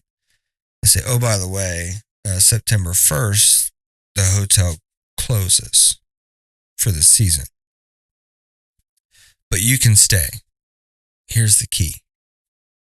Like, gave me the key to the castle, right? And they're like, the only rule, this is like the Garden of Eden. The only rule is, so you can they had a commercial kitchen, right? In there, because they fed, they had events and parties and breakfast for the hotel guests. So a commercial kitchen, 2 walk-in coolers and everything, that you can use the kitchen as long as we're not here for a corporate event or something. You can use the kitchen. You can use and have whatever food you want that's in the walk-ins. The only rule is don't take the wine or champagne. That was it. Here's the key. And so we lived in a castle for the next 5 months with the keys. Like, we're running the place, man. And it was awesome. It was so cool. And then we get to meet the groundskeepers, if you will. Wonderful Bulgarian couple who had a daughter in between my kids' ages, and they spoke French and Bulgarian. We speak English, and me French, and then their daughter speaks like 5 languages, because that's, Belgian schools, right? Mm-hmm. So we became very close with them. There's a moat around this castle with fish in it. And we would go get fishing poles from the storage room of the castle, go in there, fish, get some fish out, and then walk over to the grill and grill up these fish for dinner. You know what I mean? Like, who does that? How does that happen? Yeah, that's wild. And so we became very good friends with them. And then there was another gentleman that lived in a small house that was adjoined to the castle, but wasn't part of it. And this guy named Danielle, older guy, but just, so caring and giving. And so we were blessed to have that flood, because we never would have met them, and never would have had that experience of living in a castle. We're the oldest thing here in America is 200-something years old. This place was started, I think, 500 years ago. That's when they started building this place. Wow. Yeah, so it was cool, man. That's a unique experience, dude. So much. Yeah. So how long did you end up staying in Belgium? Just over 2 years. Just over 2 years. Okay. Yeah. So you eventually got housing back, is that right? Or yeah. So this house, I don't know how much time we got. As much. But let me tell you the story about this house. Right. Again, God's provision. Right. Mm-hmm. So I took the job in Belgium, the assignment, because my branch said it's going to be working for the Belgian Special Operations Command, because that's where the guy that was currently in the job at that time was working. And I was like, dude, sign me up. Yeah, absolutely. And so, so then I go to language school. While I'm in language school, he's the guy, I think his name was Kyle, my predecessor. He was like, hey, the Belgian land component commander, so their chief of staff for the Army, he says that I'm going to be done with the job in the Special Operations Regiment that he wants done. I'll be done with it. And so he's thinking about moving you to the motorized brigade. So in Belgium, their army is small, right? And they have 2 06, so 2 full bird colonel units, and then the land component commander, right? So if you think about that, like, there's more separate brigades here on Fort Bragg than the entire Belgian Army. And so one of those 06 commands is the Special Operations Regiment. The other one is the Motorized Brigade, which has now since split into 2 brigades, but that's not important for my story. And I was like, what is the Motorized Brigade, man? So I go and Google it. Now, keep in mind, I had just left Fort Lewis. I had just come from a Striker Brigade and hated every second of it, right? Strikers are dumb, particularly for an airborne guy. Those are dumb. So I pull up, Belgian Motorized Brigade. It's basically Striker platform, right? And I was like, you've got to be kidding me. Like, Lord, what are you doing to me? Like, you know how miserable I was. What are you doing? What are you doing? And, but it's 13 battalions at that time. 13 battalions split between the Dutch-speaking northern units and the French-speaking southern units, and the brigade headquarters is split in 2 between the Dutch-speaking and the French-speaking. And so I tell Kyle, my predecessor, I was like, well, what am I going to be doing? Like, well, we don't know yet. I said, okay, the one thing I don't want to do is what the U.S. Army would do, which is put me in the S3 shop. and just make me a planner or whatever. I said, that's the one job I don't want to do. I've been a brigade XO already. I'm not trying to be arrogant, but like, I don't want to go back and just work in the S3 shop and do stuff I did as a captain. Like, that's not what I'm here for. It's like, I'll do my best. I get over there to Belgium. I meet with the brigade XO for the first time. And I was told before I got there, Kyle eventually told me, hey, you're going to be the transformation officer. You're going to be the one responsible for designing the brigade splitting into 2 brigades and writing doctrine and like all this stuff. I was like, okay, that's kind of nerdy, but like, that sounds interesting to me. Like, I can actually get on board with that. That sounds cool. You know, you're impacting, one single officer is impacting another nation's army. Like, that's pretty awesome. So I'll do that. And then I show up for the first day, and the brigade XO goes, so we're going to have you work in the S3 shop, and you'll be the evaluations officer.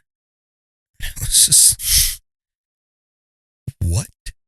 Again, would I get quartermaster or something, right? Yeah. I'm like having flashbacks. Like, this is the one thing I said I didn't want. The one thing. And let me tell you, it was the best freaking job, man. It was the best job because I then met with the brigade commander, and he says, Chris, this is what I want you to do. Something I never experienced from a U.S. officer before or since. This is what I want you to do. A, B, C, D, U. This is why I want you to do it. How you do it, where you do it, and when you do it is on you. Just keep me updated every couple of months. I says, sir, that you've never worked with the U.S. Army before, have you? He's like, what do you mean? I said, you're supposed to not tell me what you want. You're supposed to have unstated expectations and then hold me accountable to those unstated expectations. And then you're supposed to want sit reps and reports from me like at least weekly. That's how this works. You know, I'm obviously being sarcastic. And he was like, well, I'm Belgian. This is how I do it. And I had the freedom that I had never had before in the U.S. Army. And so I was responsible for, and I got off topic about the house, but I'll come back to it. Cause it's all tied together. And so I got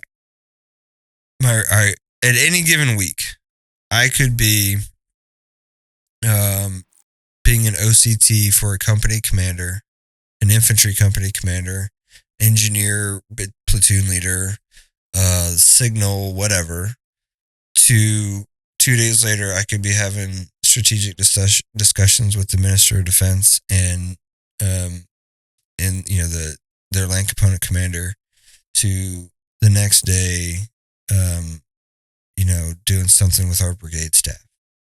Like that doesn't happen anywhere, you know? So it's great. And I got to write, not doctrine, but I got to help create, what could become doctrine if they adopted it, you know, for, small unit and large unit evaluations, you know, mission essential task list, like all these things that are pretty common in the U.S. Army that they didn't have. But let me go back to the house. That was why I started that whole diatribe. But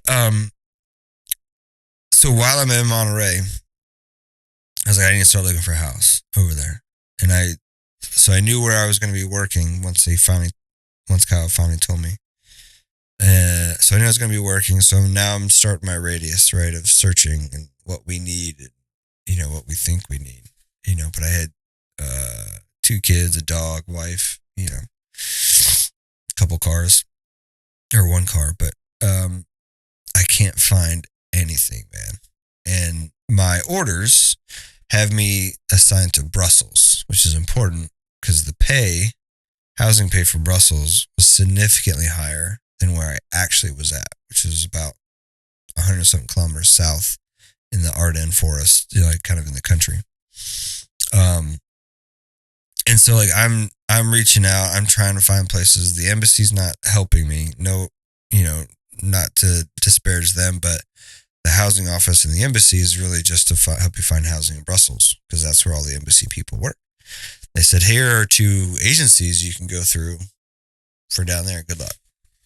And so I'm trying to find it. I actually had a guy, had a great place, little farm, lots of land that the kids could run around in, really low price. And so like we set up a video call with him while we were in Monterey. And, it's very uncomfortable for him because the average rental contract in Belgium is 9 years. Okay. For us, it's a year, right? Over there, it's 9 years. Their 6-year lease is like our 2-year lease, right? And then if you're lucky, maybe you can get a 3-year lease. Well, this is a 2-year assignment. And so it was uncomfortable for him because it's way out of the ordinary for them. And there's no other U.S. Army presence there. So he's very unfamiliar, right, with it. And I was like, hey, look, like, I can pay you 4 times what you're asking for. I can give you 8 years of rent in 2 years, and it's guaranteed by the U.S. Army. You just tell me what bank account to put it in, and it goes straight in every month. Like, this is as easy as it gets for you. But he was too uncomfortable with it. And so I couldn't find anything, man. And so much so that now I'm already over there. I'm living in a hotel for 6 weeks in Brussels. I hadn't found a place yet. My family is still back in the States. And I remember that one of the NCOs I used to work with in Hohenfels married a Belgian woman from Brussels. So I was like, oh man. So I reached out to them. Hey, here's a problem I'm having. Can you help me? Like, do you know anybody over here still? And so about a day goes by and she writes me back. And a friend of a friend of a friend's mother's friend, right, had a house that they were just renovating 9 kilometers from where I was going to be working. I was like, okay, let me go check it out. So I went down there, like the most picturesque little village, right? There's a river that splits it in half. There's a bridge across. There's, cafes and little restaurants. There's a classic, stone church with the large steeple. In the middle of the river is like a little island kind of thing. And there's a playground on it right in front of the house, the particular house. There's a playground on it. There's, all these things, right? It's just great, man. It's awesome. And the house is old. Like real old, made of stone. Certainly wouldn't pass U.S. construction standards, I can tell you that. But it was cheap, It was tiny, real tiny. And it was kind of the best thing that I had. So I was like, yeah, let's take it. And I never in my life would have guessed or could have imagined like what would happen next about that house, even before the flood. So in May 8th, and the day is important because it's VE Day, right? Victory in Europe Day. It's kind of like their Memorial Day, sort of. But that was the day in 2021 when like the cafes and stuff opened up for outdoor seating because of COVID. Like some COVID restrictions lifted. And so it was a beautiful day. My family's still not there yet. They're not going to be there for another month or so. And I'm still getting settled in, and household goods I don't even think have arrived yet. And so I go walk across the river to one of the cafes. I'm just sitting there eating, just enjoying the beautiful weather. Like just felt at peace, like all that crap from JBLM was way in the past, and I'm in this great environment, and I just really felt thankful and peaceful. And I look over in the parking lot, there was a little sign, it is in French, but translated to square of Lieutenant Zuli, U.S. Army, killed here December 20th, 1944. I was like, that's Battle of the Bulge. I didn't know this tiny little village was part of the Bulge. So I pulled out the old Google machine on the phone, and I was like, oh yeah, it was a pretty significant battle here. I'd never heard of it. And so I read some just online reports, right, from units. Like, oh, that's really interesting. And I saw on the bridge that there had been a plaque for the 51st U.S. Army Engineer Battalion, that saved the bridge and like all this stuff. I was like, yeah, engineers, baby, not the infantry. Take that. And so I was like, man, now I'm like invested. I want to know more about this little village. And then I saw that there was a book written. So the village's name was in English is Houghton, Hotton. It's not how you pronounce it in French, but so there's a book called the Houghton Report. And it was a guy who I think his father or grandfather, maybe, I think his father had been in the war and had fought there. And so like he did a lot of research and all this kind of stuff and wrote this book. And it's a really, really well written account of the battle. And easy to read too. It's not like you don't have to be like an army person to read it. Like anybody can read it and enjoy it. But I'm reading it and I'm like, oh man, I'm like in it. And I don't read. All right. That's one of my flaws. I'm not a reader. I apologize. My kids make fun of me all the time because they'll be like, Dad, I've read more books this week than you have all year. And I'm like, well, good for you. Like you don't make any money to support us. So so I'm reading it. I'm just like, I'm engrossed in this thing. And I read in there that river at that time, that river had been the division boundary line between 3rd Armored Division, U.S. Armored Division, and the 84th Infantry Division. And so, you know how Army is, like we're just drawing lines on a map. Like we don't care about necessarily the ground. So this village had been split in half, which meant that both sides of the village had 2 different chains of command, right? And reporting chains of command, but they're also both on the outskirts of the boundary. So like nobody's really paying attention to this little village or caring about it. And then I read in the book that the 23rd Armored Engineer Battalion was in the village. And I had just left the 23rd Brigade Engineer Battalion at Fort Lewis, where I had been the battalion XO. That was my last job. I was like, it's got to be the same unit. So I look up lineage and heraldry real quick. Yep, that's the same battalion. I was like, whoa, how cool is that? Like my old battalion fought here. I keep reading. The battalion XO, a guy named Major Jack Fickison, was the guy for the 23rd in the village. The battalion commander wasn't there, he was somewhere else. So not only was my old unit in this village, my predecessor from my job in that unit was now the guy in charge of this village. And then when the Nazi attack happened on December 16th, right, of 44, he's now the senior dude. And despite the fact that there was that divisional boundary line, like you don't care about that on the ground. Like, okay, you have a responsibility. So now he takes control of all the forces. So now my predecessor is in charge of the defense of this town. And somewhere in the book, there's a hand-drawn map of certain locations, command posts, mortar crew, OP, like different anti-tank guns and stuff. And there was an arrow to one of the houses in front of the river that says Major Fickison's first command post. And I'm looking and I count on the page 1, 2, 3, 4, 5 houses. I go outside my house and I count 1, 2, 3, 4, 5. This is my house.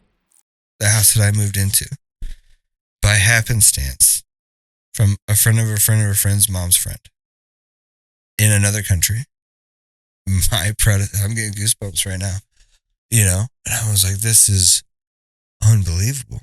Like this is now too many coincidences to be coincidence, right? Like I don't know what the purpose is, Lord, but like, this is, you know, I don't know what it is you want me to do with this information. So that's how the house came about, just like the provision, right? And then the flood happened, unfortunately, but then the provision again of the castle, right? And then we come back, and when after the flood, my landlord, this incredibly nice lady, she's in her 70s, just like another mom, for me. She was wonderful, loved me and the kids. I couldn't understand a word she said because her accent, her particular dialect and accent of French, like, I couldn't get. But we could communicate just enough. And so I was telling her this story that I just told you about the house and like my old unit and this, that, and the other. And she told me that she had found something in the house when they were renovating. And I can't remember if it was renovations from the flood or when they were renovating just before I moved in. But she comes back like the next day or a few days later, and she has this little porcelain cup. And she tells me that when they were renovating the bathroom in the house and they took the wall plaster or whatever off, this cup was inside the wall. Chipped, it's old. And I'm looking at it, I'm like, okay, it's whatever. But then she turns it and holds the bottom up to me, and it says U.S. Army, Belgium. And I was just like, this is like confirmation. Like, you got to be kidding me. And then like I started finding rounds, casings in the backyard. Like when it would rain and they would just surface, German casings, British casings, I think one American. So it was cool, man. And I got to tell that story to the embassy. Like they did an interview, and I got to tell that story. And then, I went to the town because the town had no recollection of that unit. Again, who tells the story or whoever gets the report out who gets to tell the version of the story. So the 51st engineers who were credited on the plaque only had 4 dudes there. And it was actually my old battalion that did it. But, whichever division got the story up first is the one that got credit. But so I tell this to the town council, the college as they call it. And so they're like, well, every 8th of May we have a ceremony here and we invite the British contingent down from Brussels because the Brits came in after us and relieved the Americans, and then there was another battle there, and so there's a British cemetery there in the town. But we would love for the Americans now to be a part of it, and so I reached out to my old battalion, who I still knew the command sergeant major and the BC. I was like, you guys are never going to believe this. Like, your lineage is here. As a matter of fact, the guy who your conference room is named after right now was in my house during the Battle of the Bulge. Like, that dude, Captain, it starts with a B. I forget his name. But that dude was in my house. And so for the next 2 years that I was there, like, they sent the color guard and, some soldiers and the command team, battalion command team over, and they were part of this ceremony. And, I got to share that with them. I got to kind of give a battlefield tour for them, and I learned more about the area and, the Medal of Honor that was earned during the battle there. I was shown the German tank positions, 4 tanks at this crossroads that I had driven by 100 times. Never saw them in the wood line till this old gentleman from the village came to me, because by then everybody knew I was the American, right? And so he takes me there, and like, I'm talking about like as close as I am to that camera from the road to this German tank defilade position. And I can get there and you're like, I remember this part from the book, right? Like where the Germans had cut off this crossroad and set up a tank platoon. Like I'm standing in this history. And so like none of that would have happened obviously, if that assignment hadn't happened, and if I hadn't listened to my wife, right, and I had quit, or if the Lord hadn't given that provision. But that was an experience that, man, I'll never forget. Obviously, that reminds me just what we talked about earlier, just kind of being happy where you're at, just like back in the Old Testament when God exiles his people and they're like, okay, kind of, what do we do here? He's like, plant farms, have a family, like, get comfortable. I put you here for a reason. It's but I think to see that, we have to get out of ourselves, because obviously it's so easy to be consumed with yourself and your own circumstances and whatever else. And that's human nature. I'm not going to say there's nothing wrong with it, but like, you can't help that. Like, those moments are going to come, right? But it's like, what do you do with it? Do you recognize that you're thinking and feeling that way, and then you stay in it? You choose to stay in it, or do you take those moments and go, okay, Lord, what is it that you're trying to teach me or show me in this? And, a lot of times, myself included, we're expecting to get the answer, right? But sometimes the answer is patience. Just wait. I'm not going to tell you why. Just wait. Or maybe it's faith, right? Like, I want you to exercise faith in me. Like with the decision to retire, right, from the Army and to start a food truck. That 100% has been faith. And I don't say that in a prideful way. It was just, people ask me all the time, how'd you come up with that? I'm like, I felt like the Lord told me to, and in the decision-making process to retire, the decision was really stay and do the one job that I've wanted to do for 20 years, just be a battalion commander, or walk away into the dark, right? Because I don't know why. I don't know what the future holds. I'm certainly not paying myself yet from this barbecue venture, and that was probably the hardest decision to make. And I know you didn't ask about it, but, as we talk about walking in faith, and there was a lot of, praying, certainly, but also like, analyzing, right? Like the logical side of my brain and the different like problem solving skills and stuff that the Lord has given me.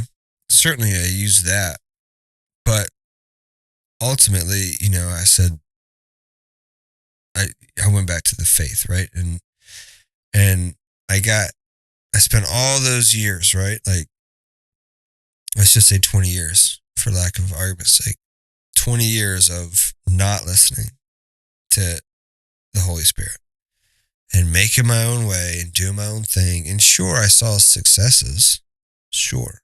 But whereas back then I attributed that success to me and was like, no. Now I can see like he was allowing those successes to line certain things up.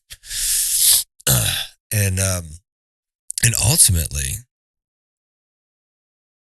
this is just revealed right now, is he was lining up all those successes to make me a successful officer and to put me in a position to have the one job that A, defines a successful Army officer and is the one job that I wanted, right? Battalion command.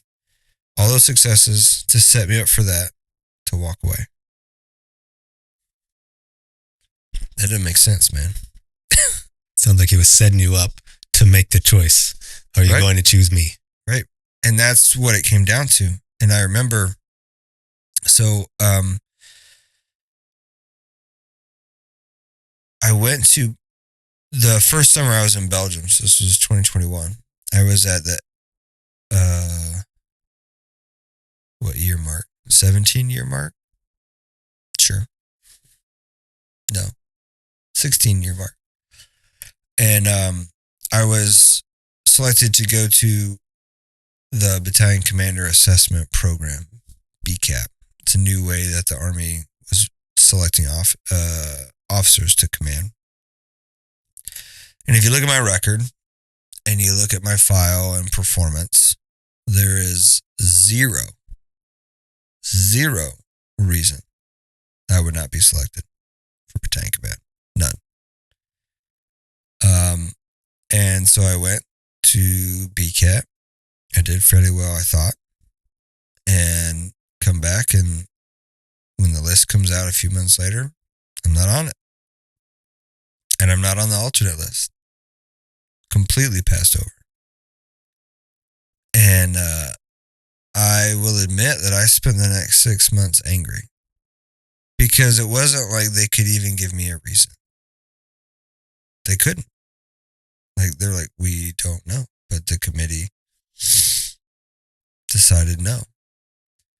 And so I was angry.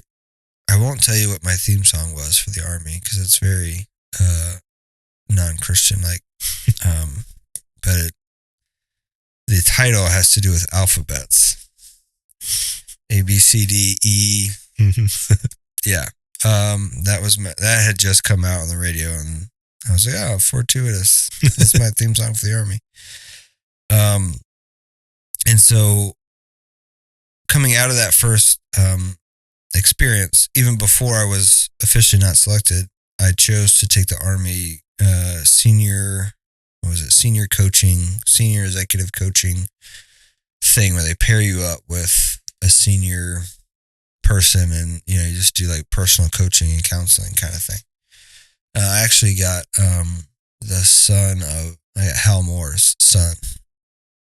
Remember Hal Moore from We Were Soldiers? Mel Gibson. Oh, okay. Mel Gibson. Yeah. I got his son. That was my mentor. So it was a great experience. Did a lot of self-reflecting, right? Like, I got to figure out why. Like, what is it? Why was I not selected? So a lot of self-reflection, and it was humbling. Let me tell you, there were two names in particular on that list that I have no clue how they were on it, And you're like, how did those two make it? And I was on the primary list, and I wasn't even on the alternate. This makes no sense. So very humbling. A lot of self-reflection, a lot of phone calls to peers and subordinates that I knew didn't like me, just to talk with them and get, hey, what could I have done better? Like, I want to genuinely grow and get better as a leader and as a person, not just so I can, get the answer for the test kind of thing. So I did that. Went back a second time the next year and got on the alternate list this time. And I was like, you have got to be kidding me.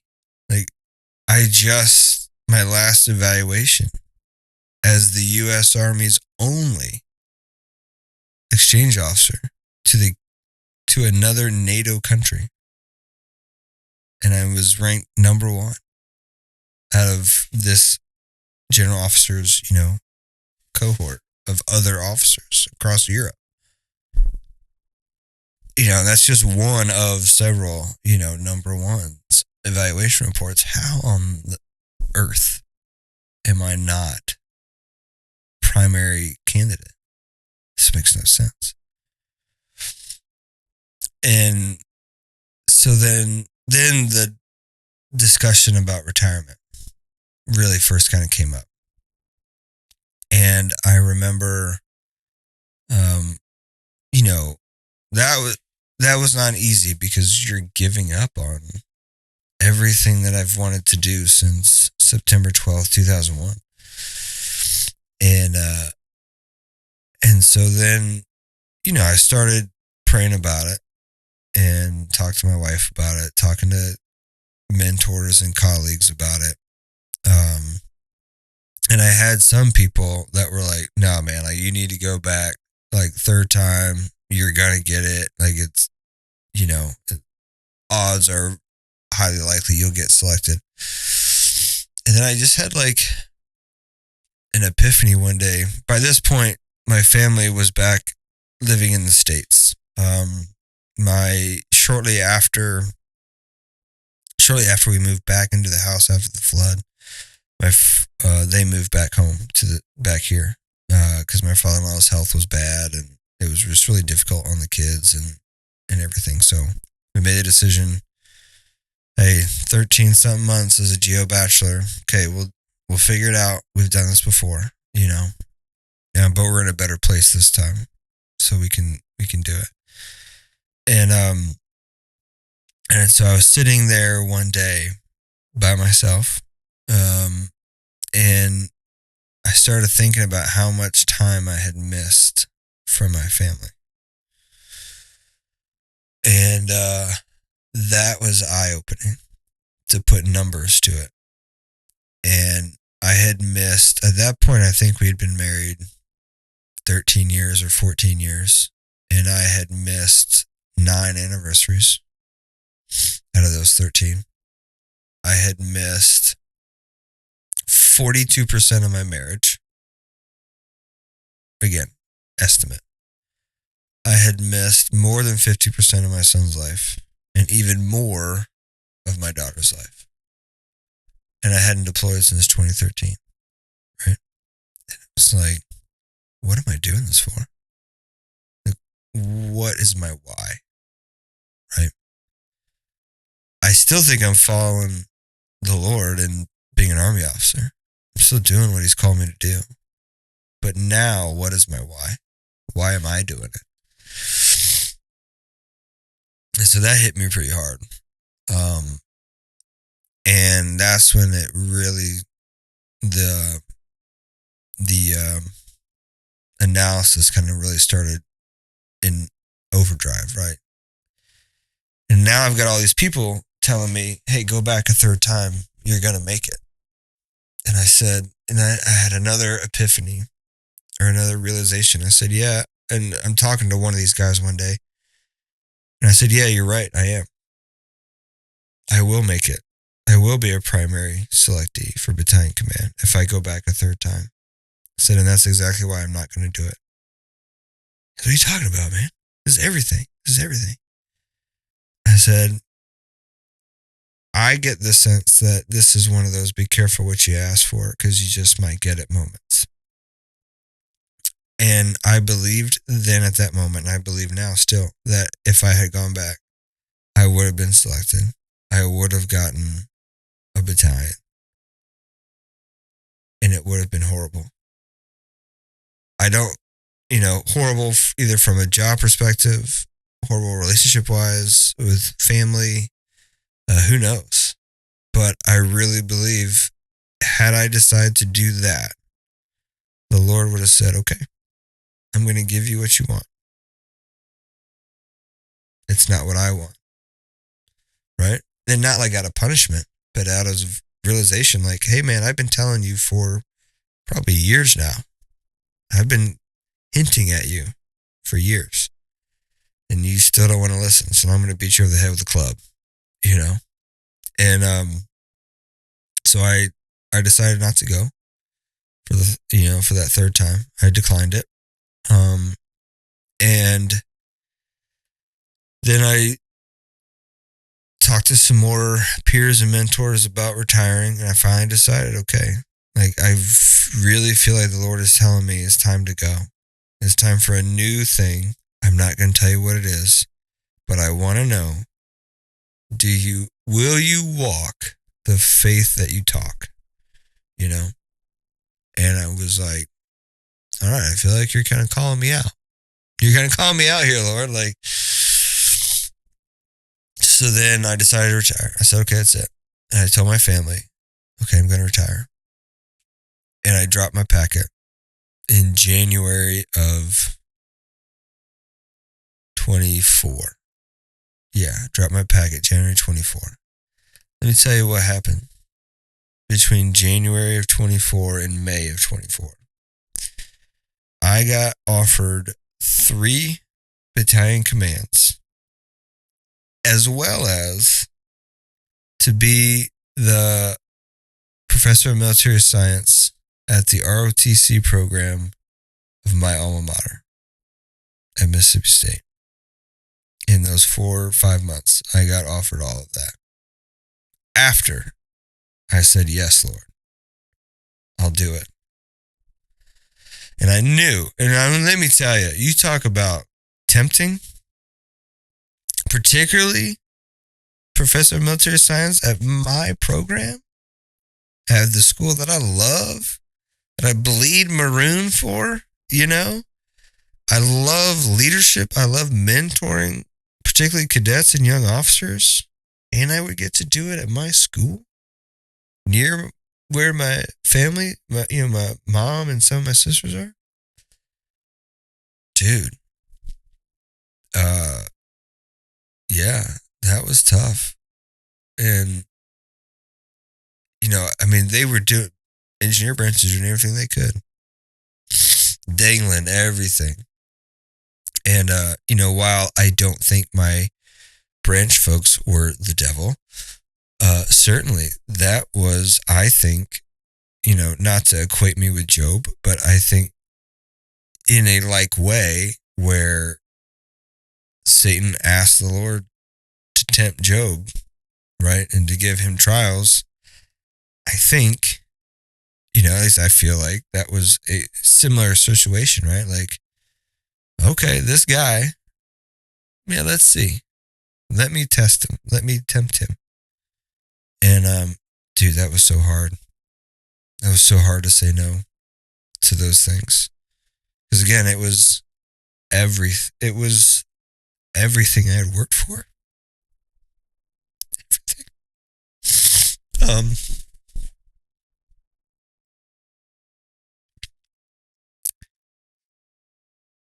And it's hard because I know that I still have more to give.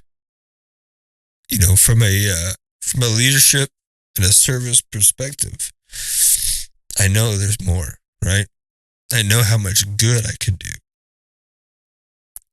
for soldiers and whatever else. But that's not who I am, and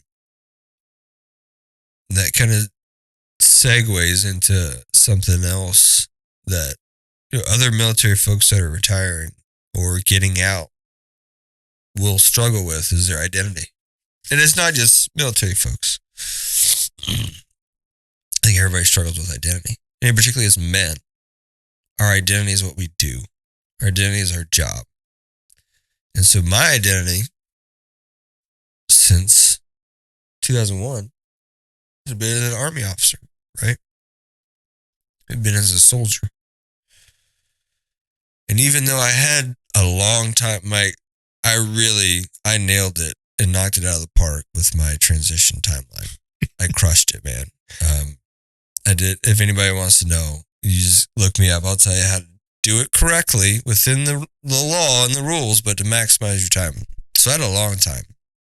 I stopped going to work in October 2nd, 2024, and I didn't retire until July 1st of 25.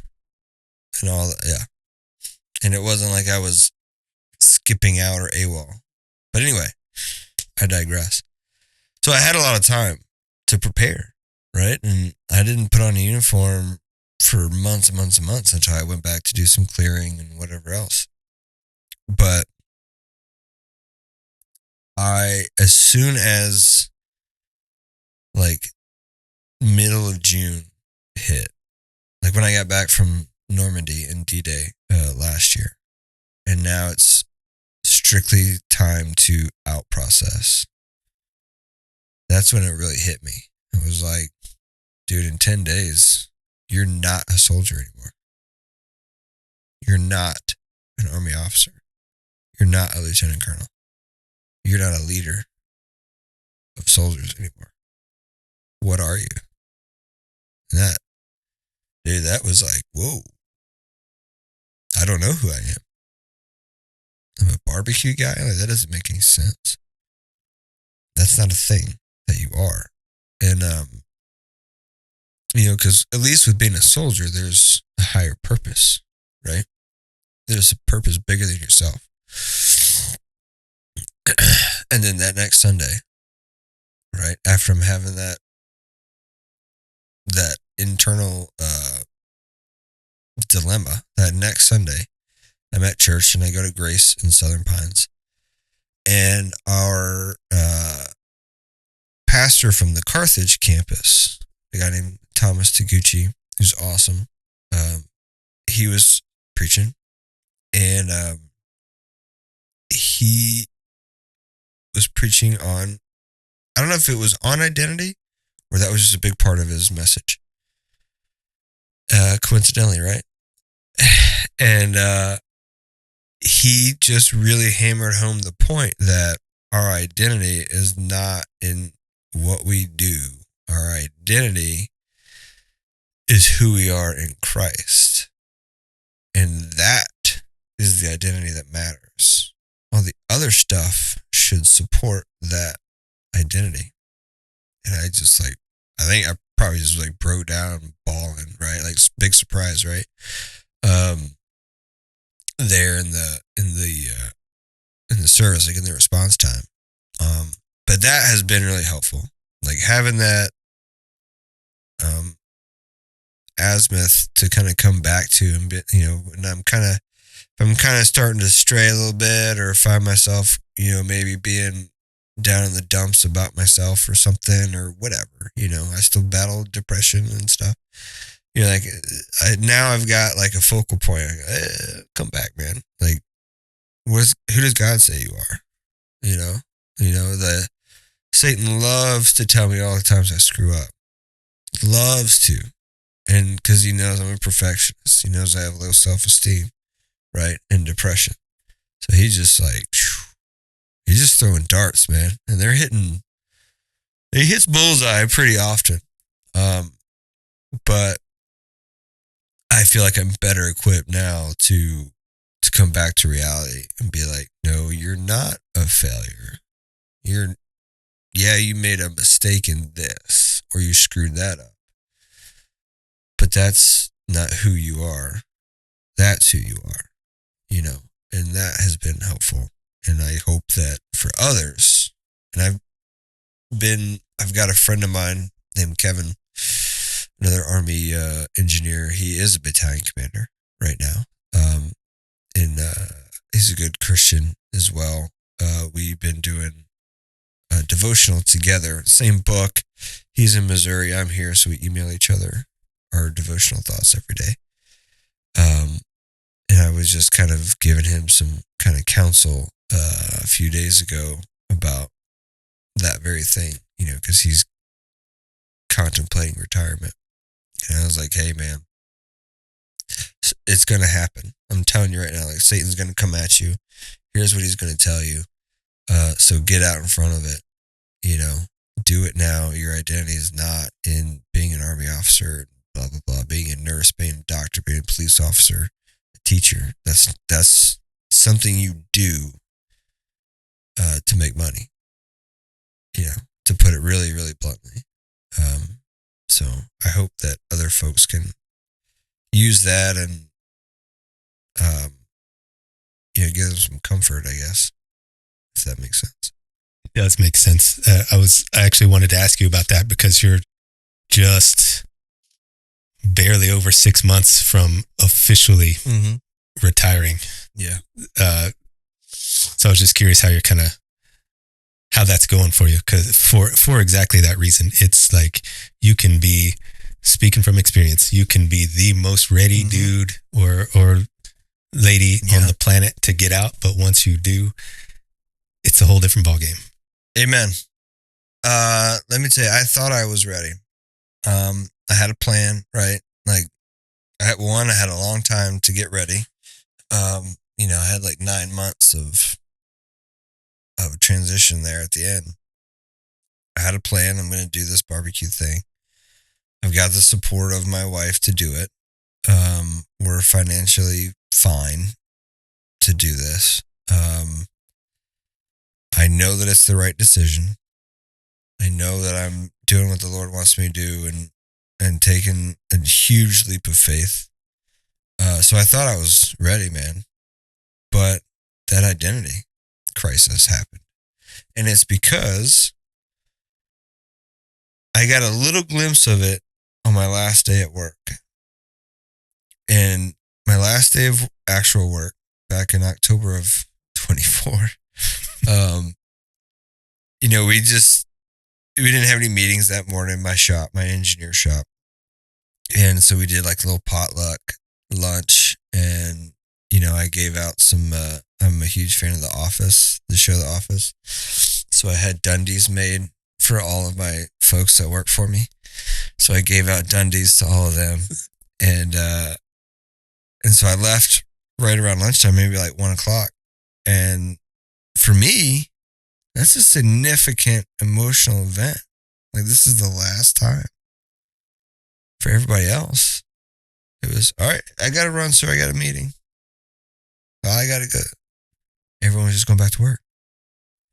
And like, I'm walking out of the office area into the foyer there of the division headquarters, and folks are scurrying, doing their normal about stuff, going to this meeting, going to that briefing. Hey, sir, it's great to see you. Hey, a couple of folks, hey, sir, take care, blah, blah, blah. And I'm like, this is it? Like, I'm never coming back. This is it. And it was really underwhelming, right? And I was like, not that I expected this big anything, but I didn't expect nothing. Like, not from other people, but like, I just didn't expect, I didn't know what to expect. And so like, I just, I'm walking out of the foyer there, and the CQ desk guy's like, all right, sir, have a good day. They had no clue that's my last time ever. I knew, so I cried as I'm walking out. But then when it happened for real and you retire, it literally stops immediately in one day. You wake up for 20 years, 30 years, however long it is, put on the same uniform every day and doing the soldier thing every day. Even when you're not on duty, you're still on call. You live a life for 20 years or longer, and then it immediately stops. Like hitting a brick wall. And you're just like, I didn't expect this. Like, some people are excited about like, screw the Army, I'm glad to be done. I loved the Army. I loved leading soldiers. I loved the people. So for that to just stop immediately was harder than I thought it was going to be. So then you tie that in with the identity kind of crisis thing. And so it was harder than I thought from that perspective. Everything else has been great. Like, I don't miss the meetings. I don't miss the phone calls. I don't miss the stupid stress over what font I'm using on my PowerPoint slide. I don't miss any of that. But I've gone back a couple times for like some ceremonies or something. And yeah, you're like, man, I miss the people.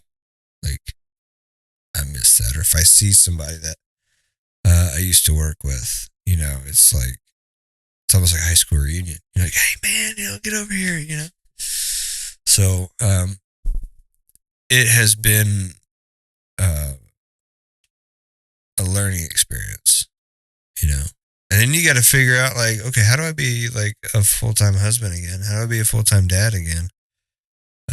Or like, no, for the first time. Not again, but for the first time. So, You know, I was going to say you really start to realize all the things that you haven't been doing. Yeah. They kind of, like I was saying before, you're making a choice whether you articulate it to yourself or not. What am I giving myself to? mm-hmm. And then you kind of realize, oh, it hasn't been this. Mm-hmm. Like, I don't, like, not trying to speak for you, but I imagine it was like, do I really know? Like, Mm-hmm. do I really know how to be a present dad? Because I kind of haven't had to do that, you know? I'm not sure I fully do yet, you know? Still working on it. My kids are pretty awesome and forgiving. But I haven't figured it out yet, man. It's still tough, you know?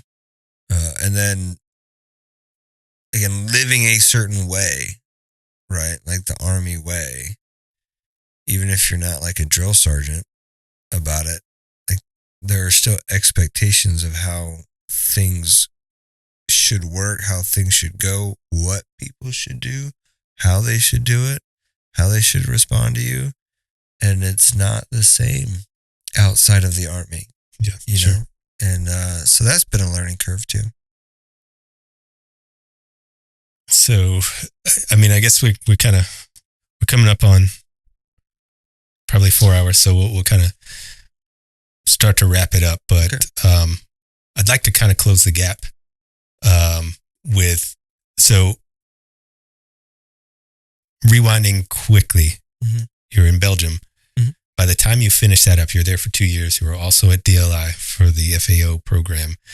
So you're coming up on that 18-year mark. Mm-hmm. By the time you get back. Mm-hmm. And you come back here to brag, correct? Yeah. Somewhere between getting back from Belgium and making the decision not to go to the selection board for the third time, it sounds like your faith really took a front seat. Yeah. So what was that turning point? Grace Church, Wow, okay. honestly. And it's funny because when I was still in Belgium, my wife was back here. They started going to Grace. And I grew up in a very traditional, like, evangelical church, right? So it's 3 hymns from the hymnal, right? I think you stood for the first one, sat for the second one, stood for the third one. There's prayer, then you sit down, sermon, and then, you know, a song at the end, and then you leave. Yeah, everybody goes and gets lunch. Right. Like, so very, very traditional. And Grace is not like that. And so my wife was like, hey, I really wish that you would you watch the live stream of the service, while you're over there? And I was like, no, I don't. Okay, sure, I'll watch it. And I tried, and I'll be honest, it was really hard for me to watch, mainly because this is going to sound bad, but Pastor Ryan's mannerisms and how he's going back and forth all the time, and the camera is going back and forth. I was like, dude, I can't watch this thing. This is like Blair Witch Project. You know what I mean? I was like, I can't watch this. And yet I still wasn't fully ready, right, to listen to the Holy Spirit. And being there as a geo bachelor for those last 13 months, it got pretty lonely. Depression started coming back, right, and that kind of stuff.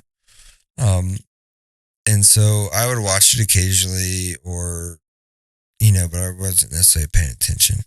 And I was actually kind of not looking forward to going in person the first time that I got back. When I got back, I was like, man, I just,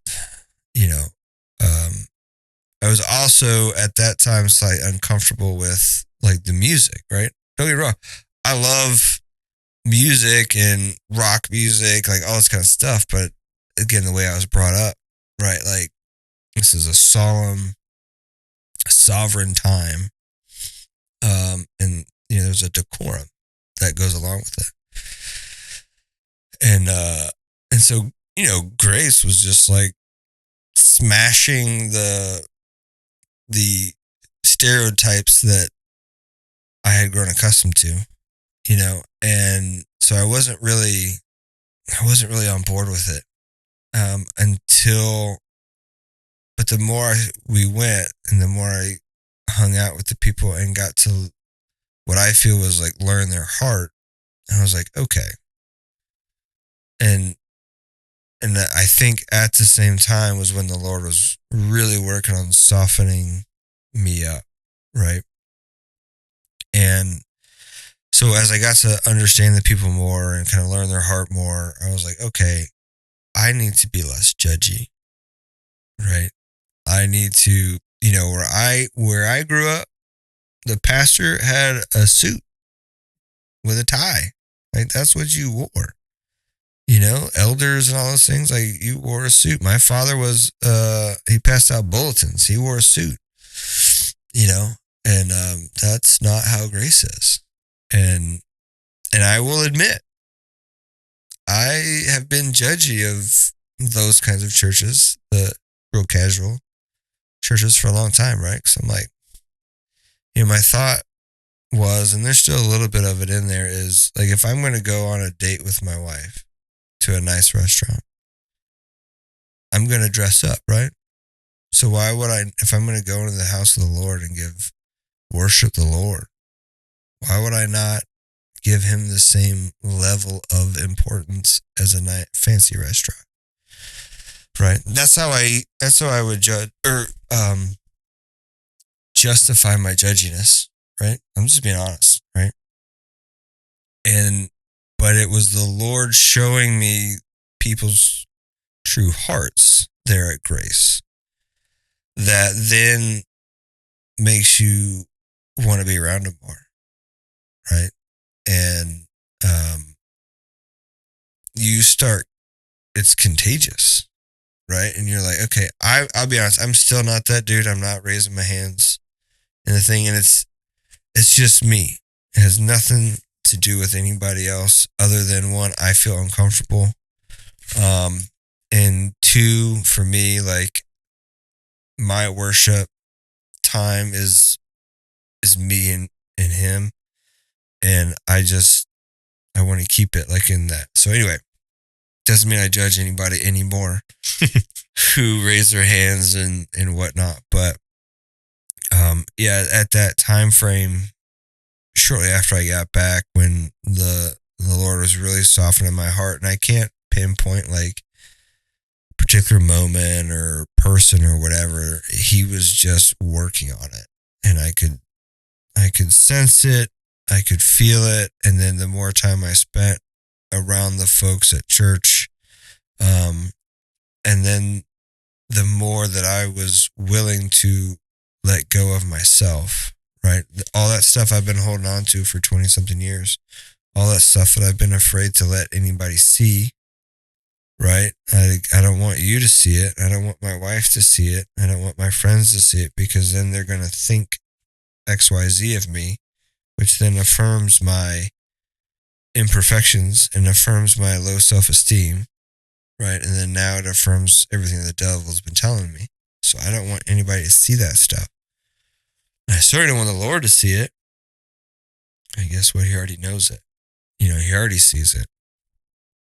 And I think it was Ryan that said a while back that in a service that something to the effect of, I'm going to paraphrase, the Lord doesn't want our perfectionism. He wants us in our brokenness, because it's only through him that perfection comes, right? And so whereas me trying to hide my imperfections even from the Lord, and I thought either subconsciously or just whatever, that I could hide my sins or imperfections from the Lord, and I'm not ready to come to you yet, because I'm not ready to show you my dirty house, because I'm embarrassed, right? Like you don't want to like your house is spotless right now. You come to my house, I'd be embarrassed because it's not. And so like I'm not ready to come to you, Lord, because I'm not ready. I'm not comfortable yet letting somebody else see that that dirtiness, that messiness, that imperfection. And so it was really through my interactions at Grace and whatnot, where it was, that's exactly what the Lord wants, though. Like, none of that stuff's going to get cleaned up or cleaned out and made whole until we give it to Him. And I think having experienced already the peace that came with my decision to retire, and the peace that came with walking in faith in that regard, like, was a sign, like Ryan talked about a week or two ago in service. You know, it was a sign from the Lord that, like, okay, so you see, when you do this, it brings peace. I was like, okay, so maybe if I open up a window a little bit, maybe I'll have a little more peace, right? And so it just became that way. And I'm still working on it. I'm still a work in progress. It's a construction site over here. But let me tell you that the level of peace that I have right now in this season of life is unlike anything else. Like, I know that I made the right decision to retire. I know, and I'm at peace with the food truck thing, right? And no, it's not a financial blockbuster yet, but that's not my why either. And I know that was the right decision. You know, I know that being more vulnerable and open to what the Lord is saying is the right decision and the right thing to do, and that it is where the peace comes from. The peace doesn't come from hiding it so that nobody else sees it. You know, that's not where it comes from. It doesn't mean you got to go off and tell everybody every little dirty thing that you've done or thought, but you can do that to the Lord. You can give it to Him, and He's not going to judge you for it. Not the way that humans do, you know? And to just the weight that comes off when you do that, when you do it consistently, it really is the peace beyond all understanding, because I can't describe it very well, you know? Yeah. That's a practice that I've been kind of leaning into a lot personally as well. Just like when there's something there, letting my anger get the best of me or whatever it is, something that I know I shouldn't be doing, something I'm letting the world in more than I should. I try to just confess it right away. Be like, yeah, I'm sorry. Like, yeah. I reacted this way because this is what I was thinking. And I know you know that, but I need to tell you because I need to hold myself accountable. Yeah. And man, it just makes such a big difference. Just owning it, you know? Yeah. Yeah, it is. And I think it makes it easier to then, like, apologize to other people. Mm-hmm. You know, that's one of the things that I am not good at, is apologizing. Because again, if I apologize, then that means you're going to automatically think the worst of me because I'm not perfect. Right? Yeah. So dumb. So dumb, but it's wired in me. And I want to model it better for my kids. Right? And so now what I'm trying to do is to say sorry to them when I mess up. You know, like I messed up with my son a few days ago and got angry about something justifiably, but how I responded was the problem. And I would say for pretty much the majority of his life, right? So let's call it, he's 14 now. Let's call it 13 years and some change. I have been real reluctant to apologize to my children for a couple of reasons. One, pride, right? Like, I'm not going to apologize to a child, right? Like, if you hadn't been screwing up, I would, you know what I mean? That kind of thing. So pride, but then also that insecurity, right? Like if I am vulnerable with my children or my wife, right, then they're going to look at me differently. They're going to look at me as someone, maybe dad's not as strong as we thought he was. You know what I mean? Even though I know in my head that when other people do that to me, I don't think that about them. It's like when I was learning my language, my French, both in the course and afterwards if I speak French with somebody, I'm so worried about, not so much now, but certainly at the beginning and while I was in Belgium, I was so worried about speaking perfectly that I couldn't speak because my fear was the other person is going to think I'm an idiot or they're going to think XYZ negative. Even though I don't have that same thought when they're trying to speak English to me and they don't get it perfect. I don't even really notice it other than maybe I have to help them out with a word or two. But I didn't give myself that same grace that I'm giving everybody else. And so it's the same thing with my kids or my wife. Like I have a really hard time apologizing. Not because I don't want to admit, not because I think I'm right, but because I don't want them to think less of me. You know, oh, dad's imperfect. Chris is my husband screwed up. Therefore, I'm going to love him less. But I still battle that. So if you're watching, like that's it, right? Like it's most of the time, it's not because I don't want to admit I was wrong. For me, it's because I don't want you to judge me and say and think negative ABC about me, even though I know that that's probably not going to be how it is, right? Like it'd be like saying I'm not going to ask the Lord for forgiveness because I don't want him to think less of me. That doesn't make any sense. Anyway, that was a little dump right off the chest there for you. That's good, man. That's real good. So I think kind of we're up to current now. So yeah, we just kind of close out with a quick admin thing and then just kind of like a wrap up question. But before we do that, are we missing anything?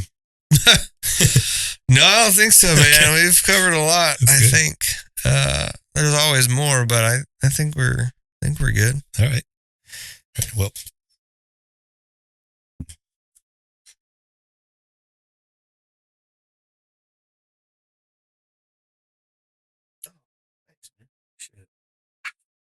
I've got a challenge coin as well. For Blue Suede barbecue. Oh, that's cool. Yeah, that's very cool. Yeah, I'll try to bring one to church on Sunday. That'd be awesome. Yeah. I'm a sucker. Oh yeah, they're pretty awesome coins too. Okay, so like I said, just kind of wrapping up. Just a wrap up question. I'm just want to touch back on what you were talking about because it's a very important point. The identity thing, mm-hmm. And it's awesome that you got that before you actually hung it up. Yeah, man, that's huge, and I understand that it's still a lot to carry. It's still a lot to work through. Yeah. But without that, that's the cliff that so many people go over. Yeah. Either they just don't recognize that the identity piece is the threat, or they just don't think that it applies to them. I don't know if that makes sense, but anyway, you're talking about, the kind of the truth of that situation. You are who he says you are. Mm-hmm. So I guess my question is just who do you think that is right now? And it always changes, but his child, his imperfect sinner of a child who is redeemed and doesn't have to be perfect, right? Like that's so freeing, It sounds dumb to say it's freeing as I'm getting emotional, but like that turning over the control, which we as humans have to have control, and we think if we hand over control of something that we don't have freedom anymore. But that's the exact opposite with the Lord, right? Like, I can tell you that the more that I have turned over control and just let go, the more freedom and peace and comfort has come over me. Doesn't mean I still don't have bad days. I got bad days all the time. All the time. But I feel like I'm better equipped now for those bad days. Or I have felt like the more that I submit to the Lord's will, and the more that I'm growing in my faith now, the more I'm getting attacked by Satan. And I don't know, quote unquote, why that is, but I've been getting a sense about it that he and that the Lord, and I think Satan is afraid of the impact that can be made on the kingdom if I keep on this path. And I don't mean that to promote myself at all. It's not what I mean. But the gifts that the Lord has given me and the talents he's given me in leadership, interpersonal skills, service, things like that. And how I connect with people, how he allows me to connect with people. I really think and believe that as long as I keep adhering to what, and keep walking in faith and keep following the path that he has put me on, but not put a dadgum flashlight on, that whatever impact he's wanting me to have with that, I think Satan's afraid of that. And so I really think dude, the last few months, whether in business wise or personally, I really just think that he has just been on all out attack on me. And I was telling my kids this a few weeks ago. He's not attacking me to get me. He already knows. You've lost. Satan, you ain't going to get Chris Loschiavo. You've lost. He's lost to you. But the people that he has an impact on, that is who he's after. My children, especially. My friends. People I interact with. And so that has been really hard because, man, it's so easy to slip back into, particularly anger. Again, I told you earlier, I'm a half Italian, half Irish. That's a powder keg of a combination. And so that's something I struggle with. And it, I think, is the easiest way that I can ruin my testimony or not demonstrate Christ's love is when I get angry, which sounds logical. Love, anger, right? And so that, whether it's the children doing things that make me mad, or my wife, my mother-in-law, other people, other drivers, all those things, like, I have a long fuse, but it burns really fast. And that I'm still working on. Like, the Lord's still working on that with me. I'm still asking for him to help me with that. And, something that I've come to realize is when we ask the Lord for something, Lord, give me patience, give me this, he he doesn't give us the trait. He gives us the opportunities to exercise the trait. And that realization never came to me until a couple months ago. And I was like, well, you know what? It'd be a lot easier if you just poured a whole bucket of patience into crystal shell. It'd be a lot easier. That's not how it works. And so I don't remember where I was going with this in particular, other than what I would say to folks who may be in a similar situation is, hey, they're trying to walk in faith, and maybe it's brand new to them, or they're like me and they've come back to it and they're trying to walk in faith and the path is not lit up. Maybe just the next step is lit up, maybe none. And you feel like I'm walking in faith, but it's not working out. My advice would be it's probably Satan attacking you to knock you off course. I almost quit the food truck several months ago because everything, before I could even get started, everything was just, lining up against me. This thing happened, that thing happened, this equipment broke, that thing had to get replaced for $1,000 that I don't have. All these hurdles were happening, and I was like, you know what? I need to this was a dumb dream. I need to, sell this trailer, get the money back, and then go get a real job. I had that thought. And I said, wait a minute. That thought was not from the Lord. And I literally was like, not today. Not today, Satan. You ain't get me today. I said, okay, these are trials. These are tests. Okay. Am I going to follow through with this walk of faith? All right. Okay. You don't have to bring them all on at once. And they don't all have to be expensive ones. But okay. But 2 years ago, 3 years ago, I wouldn't have been able, I don't think, to have that kind of understanding. It only comes from actively listening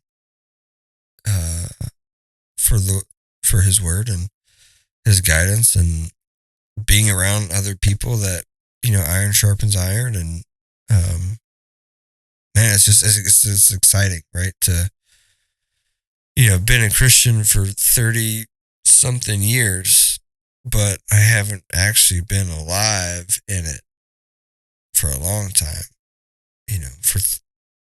for 25 years, so it's exciting to be back.